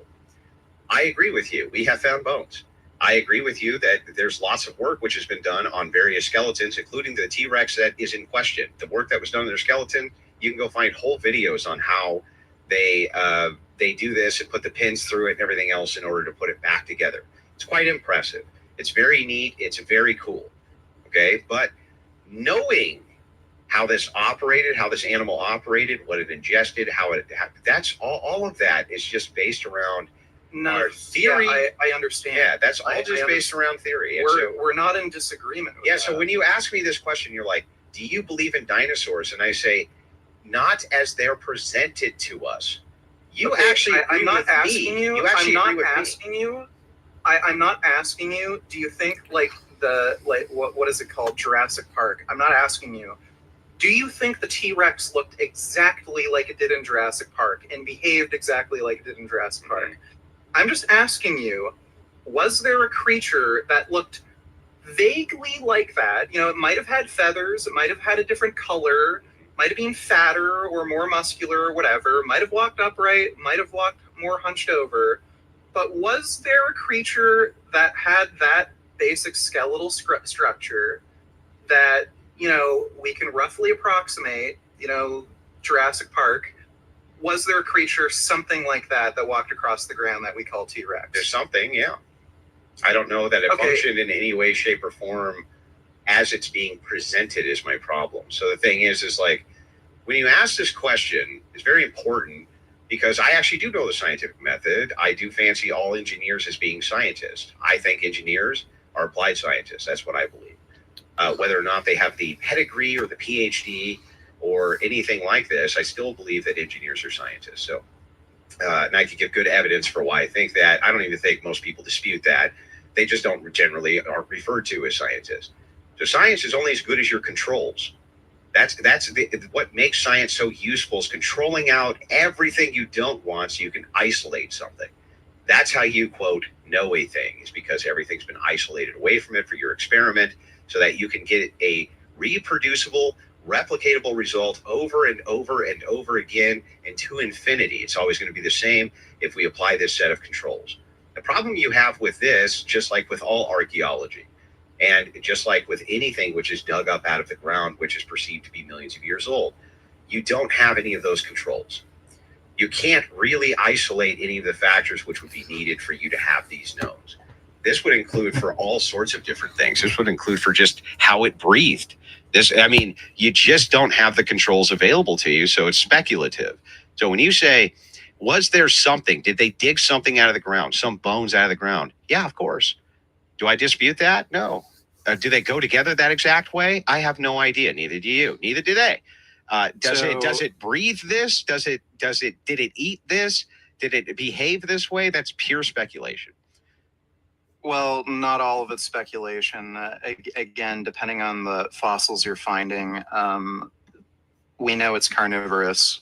We've actually, well, I haven't. Archaeologists have found, specimens that have eaten another animal, and it's like in where the stomach area would be. But that doesn't actually prove that they're carnivorous. What? You realize that, right? Okay. That actually doesn't prove that it's carnivorous. And so Tyrannosauruses might be herbivorous. So hang on. So what you're doing there is you're using the first step. You're hang on. What you've done is none of this matters. No, it does matter. You violated. I'd like to progress the conversation. Yeah, but I'm not done here yet. You violated your very first scientific principle. So, yes, I agree with you. You have made an observation, and this observation is we found the bones of another animal inside the stomach area of this animal. The observation there, now I have a hypothesis, these things were carnivorous. Tell me how you prove that. Like, how would you go about demonstrating that using a set of controls that I could then replicate? How? Yeah, sure. So you can actually analyze the entire fossil record if you can break down its entire family tree and species origin or species continuation. Yep. That would give you very good evidence. That would give you observation. What's the experiment? Yeah. What's the experiment? Can we watch a T-Rex eat? You don't necessarily need an experiment to be able to prove something. Yes, you do. If you can observe it. You need an observation. The observation leads to a hypothesis. The hypothesis then leads to an experiment, right? Okay, so if I were to find human remains and there's like a knife jammed through its sternum, yep. Could I deduce this guy, in all likelihood, was stabbed? You can make an inference, yes. And the inference might even be correct. If I find a knife in somebody's sternum, yep, and I see their skeletal remains, yep, I can deduce that they were stabbed. No, you're not deducing. You make an inference. So what you're doing is I can see the knife in their sternum. Yeah, that's it. But what does the knife in the sternum mean? Doesn't mean anything without your inference. So your inference here is the knife didn't get there by itself. The knife obviously didn't jump off the table and stab him itself, right? That's an inference, and then you've made further inferences there that maybe somebody else did, or you've inferred based on his position this or that. But all of that is observation. If you wanted to prove, for instance, that this guy was murdered, you would do what they do in police departments right now, and you would run experiments, right? You would utilize blood spatter, things like this. You could run an experiment to show only the spatter could go this way. That would be proof. Otherwise, you would just have circumstantial evidence, which is just I observed it, right? Okay, well, regardless, given you're a creationist, can you explain why we don't find human remains around, dinosaur remains in the same sedimentary layers? No, did God create dinosaurs before human beings? Does he just randomly create new species out of nowhere? Yeah, I have no clue. For one thing, let's back up. You agree with me that the Earth is really, really big, and getting any full sets of skeletons of anything that's millions of years old is really, really hard, right? So I mean, it's very possible. Are you talking about like the missing link? No, I'm just giving you an inference here. I'm just saying the world's really big. It's really, really hard to find fully intact skeletons of anything in it, right? That's millions of years old. So if that's the case, for all I know, there's tons and oodles and boodles of Homo sapiens hanging out with dinosaurs. I have no idea. The lack of that is, again, not evidence that it is true. You're just saying, well, wait. So what you've done here is you made another error. You went, well, wait a second, because we have not found this, then that means this other thing is the case. Every time I no, that is not how science works. You It not was- being able to it was find just human working. remains near dinosaur remains does not prove that humans never were around or died near dinosaurs. It just means that you haven't found the remains. That's all it means. So you think it's possible that there are human remains near dinosaurs? I mean, currently, yeah, of course. I'm sure that there are. You think it's possible? Yeah, of course. So if we were to have some crazy technology where we could scan the entire Earth through all sedimentary layers with an extremely high degree of detail, yeah. So we could see every fossil, and we were able to prove 100% there were never any humans around the time of the dinosaurs. Yeah. Humans came later. Yeah. What would that tell you? Oh, I mean, I don't know. There could be many inferences that we could make from that. It could So be. did God create humans after the dinosaurs? That could be. Is that like what you'd... That could be an inference. Another inference could be that human beings' bones decay at a higher rate for some reason, or it could be like there's a million different Well, they inferences. become mineralized. Yeah, whatever it is, there's tons of different inferences and hypotheses that you could make from that, but none of it would be actual proof of anything. That still wouldn't actually be proof. Like proof scientifically has a really high barrier. You understand what I'm saying? Oh, okay, sure. So let's say hypothetically we developed a time machine and we gave one to you, and you could go through all history as quickly as you wanted, and it turned out that humans evolved from a species of ape. We weren't just created, poof, and we evolved from a species of ape. Yeah. Would that change your views on veganism in any way? Because it would justify a more intelligent species killing and eating your ancestors, preventing humans from ever existing. Hang on, let me make sure I got this right. I'm not even sure I understand this, so I want to make sure I get it correct. If it were the case that we were able to observe via a time machine, we went back in time, with the time machine, we observed that primates evolved into human beings. We were able to, do this by fast forwarding time in some whatever mechanism you were using to do so.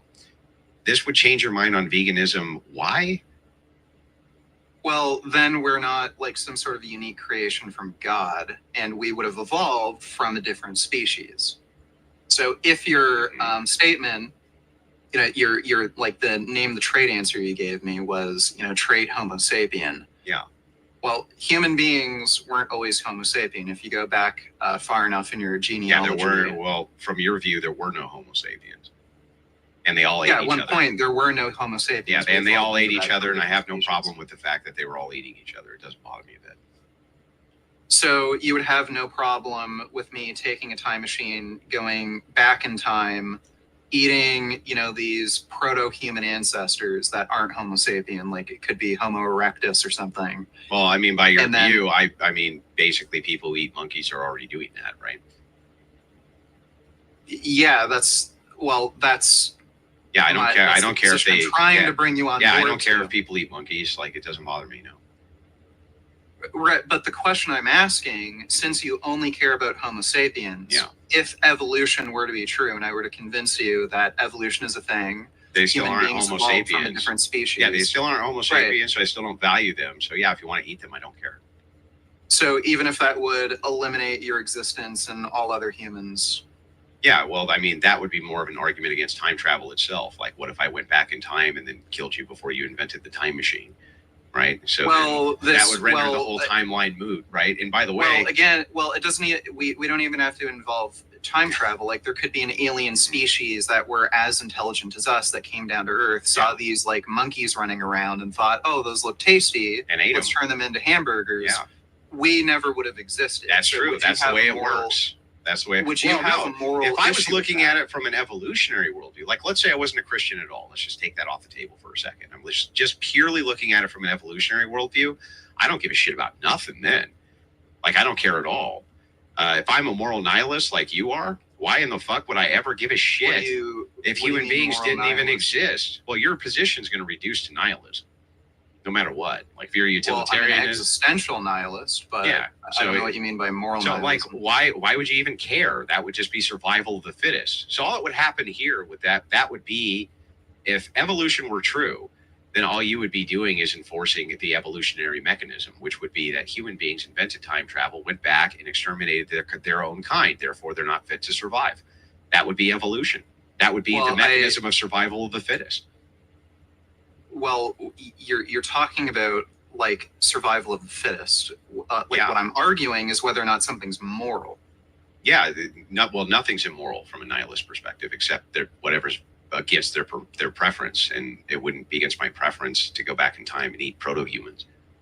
Well, I don't know. Unless it led to me not existing. I can't have moral principles. Well, your moral principles are just based on preference. What are God's moral preferences based on? I don't know. Ask God. My preferences are based on my moral preferences are based on God's moral preferences. So I just prefer to follow all of God's preferences. If I don't know what the difference is, then if you're just going by God's moral preferences, why are His preferences any better than mine? Well, so then that would reduce to force doctrine, right? His preferences are better than yours for the same reason your preferences are better than his, because you think so. Well, what do you mean force?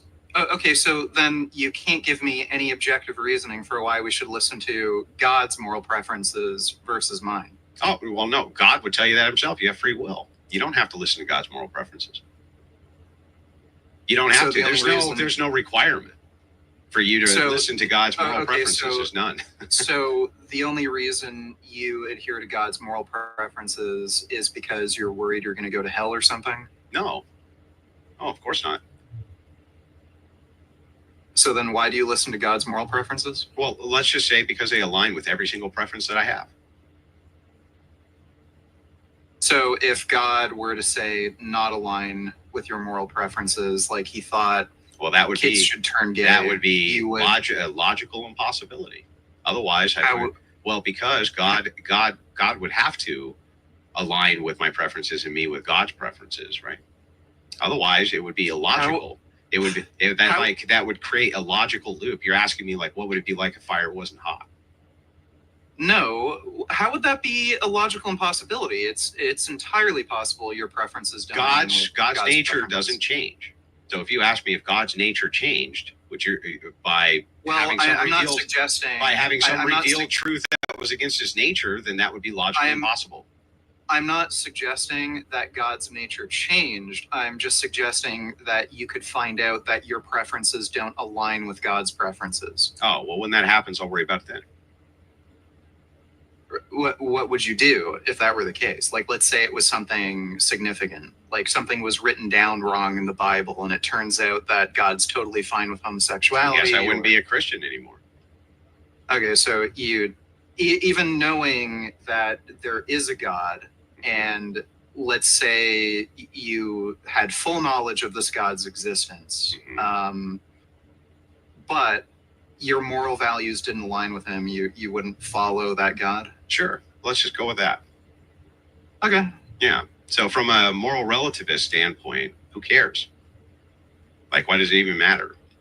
If it's all just relative, like who cares anyway? You saying to me, so here's why I'm happy to just kind of go through, and I'll just kind of bite any bullet that you throw out instead of getting into the nature of God, why this isn't possible, this type of thing.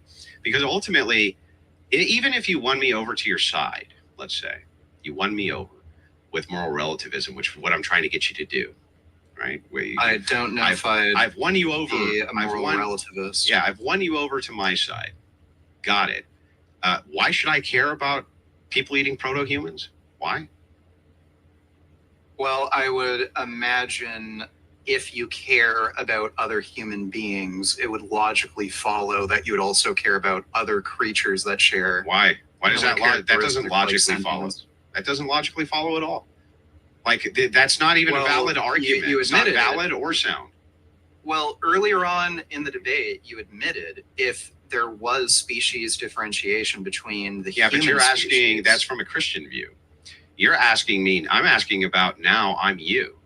Now I'm you. I have the same set principles that you have.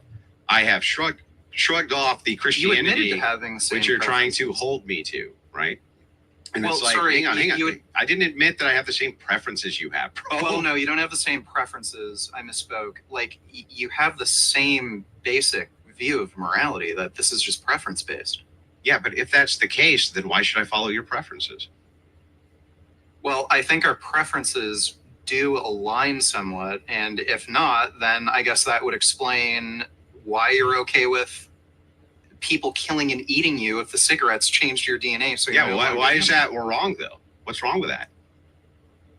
Well, I don't have any objective basis in which to. Yeah, there's argue nothing that's wrong with it. Obviously, There's nothing wrong with it. So here's the thing, right? It's like, even if my entire worldview, my whole worldview is completely incoherent, I'm totally morally inconsistent, and I just became you. I just dropped the whole Christian thing, and I said, well, I just won't follow God then because my preferences aren't aligned with his, or you showed me some compelling evidence based on time travel that God doesn't exist or something like that.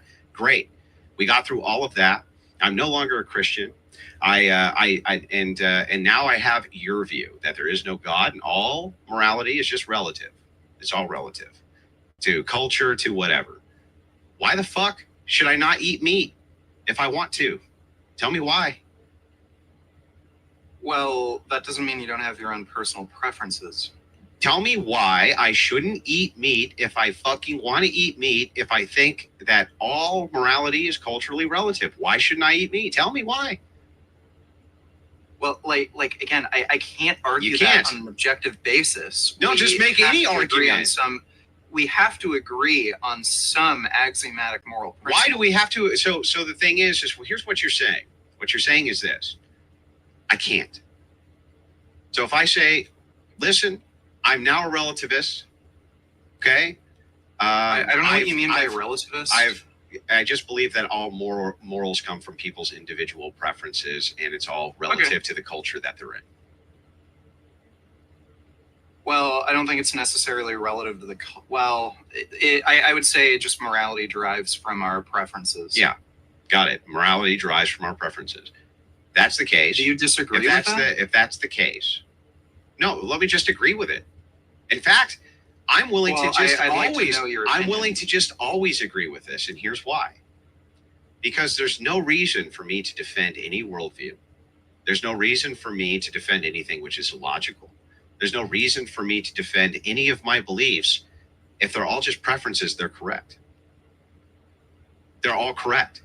Well, I'm just asking you, do you actually believe morality is derived from preferences, yes or no? Or is it derived from something else? It's all derived from my preferences.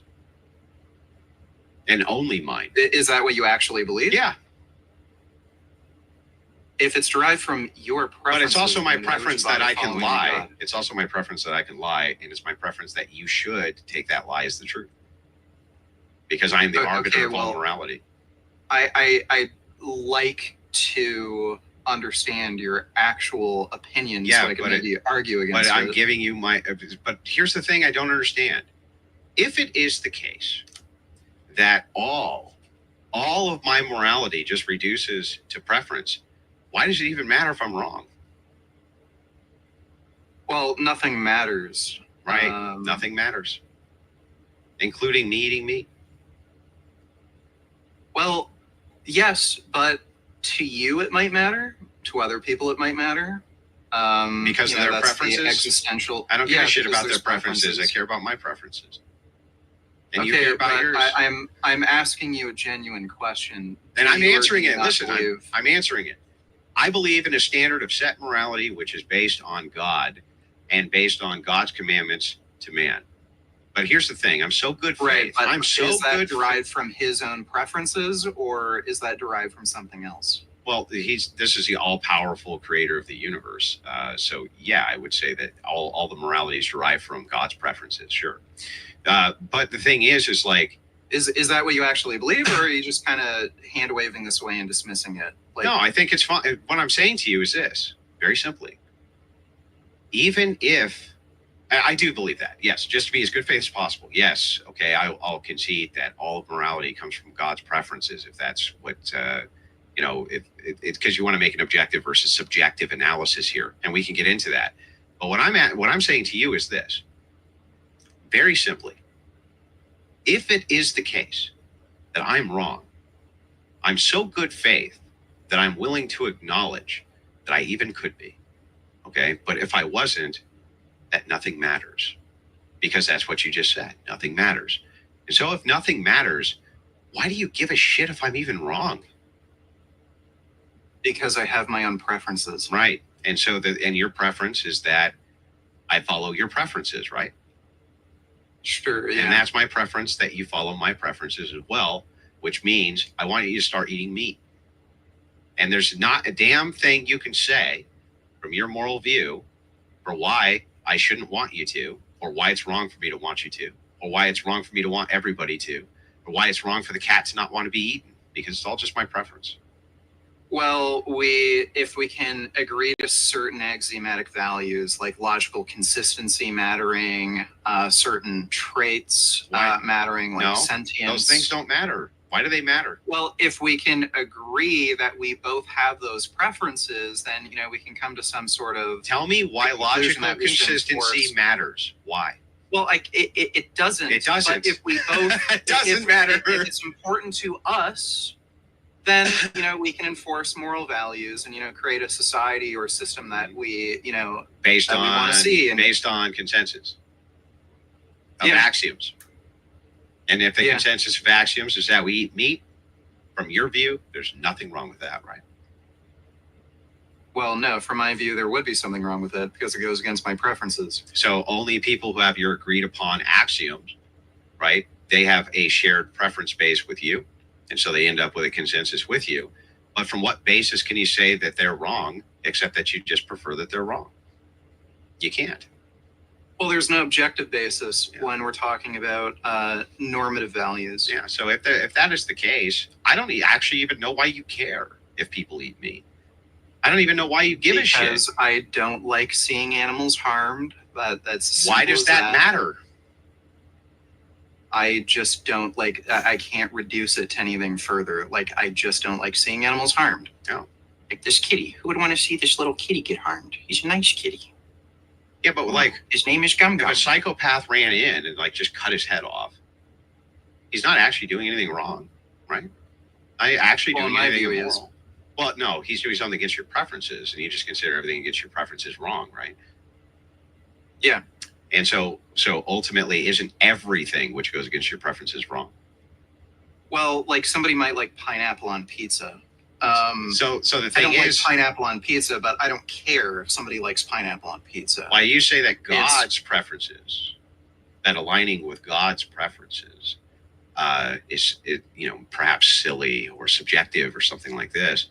Really, in this view, you think you're God and you want me to align with your preferences. You must think you're God because you're the ultimate arbiter of all morality, right? No, I don't know how you could make that logical leap. Is everything okay? Let's run it through. Premise one, right? Everything which is against Vegan Gain's preferences is immoral, including things he considers not to be immoral by his own preferences. Well, I wouldn't say that, so I disagree with premise one. Okay, so what's immoral that is preferences. against your? What's moral that's against your preferences? What's moral that's against my preferences? Like, I don't know, pineapple on pizza. Because you prefer that? Because you prefer that be moral?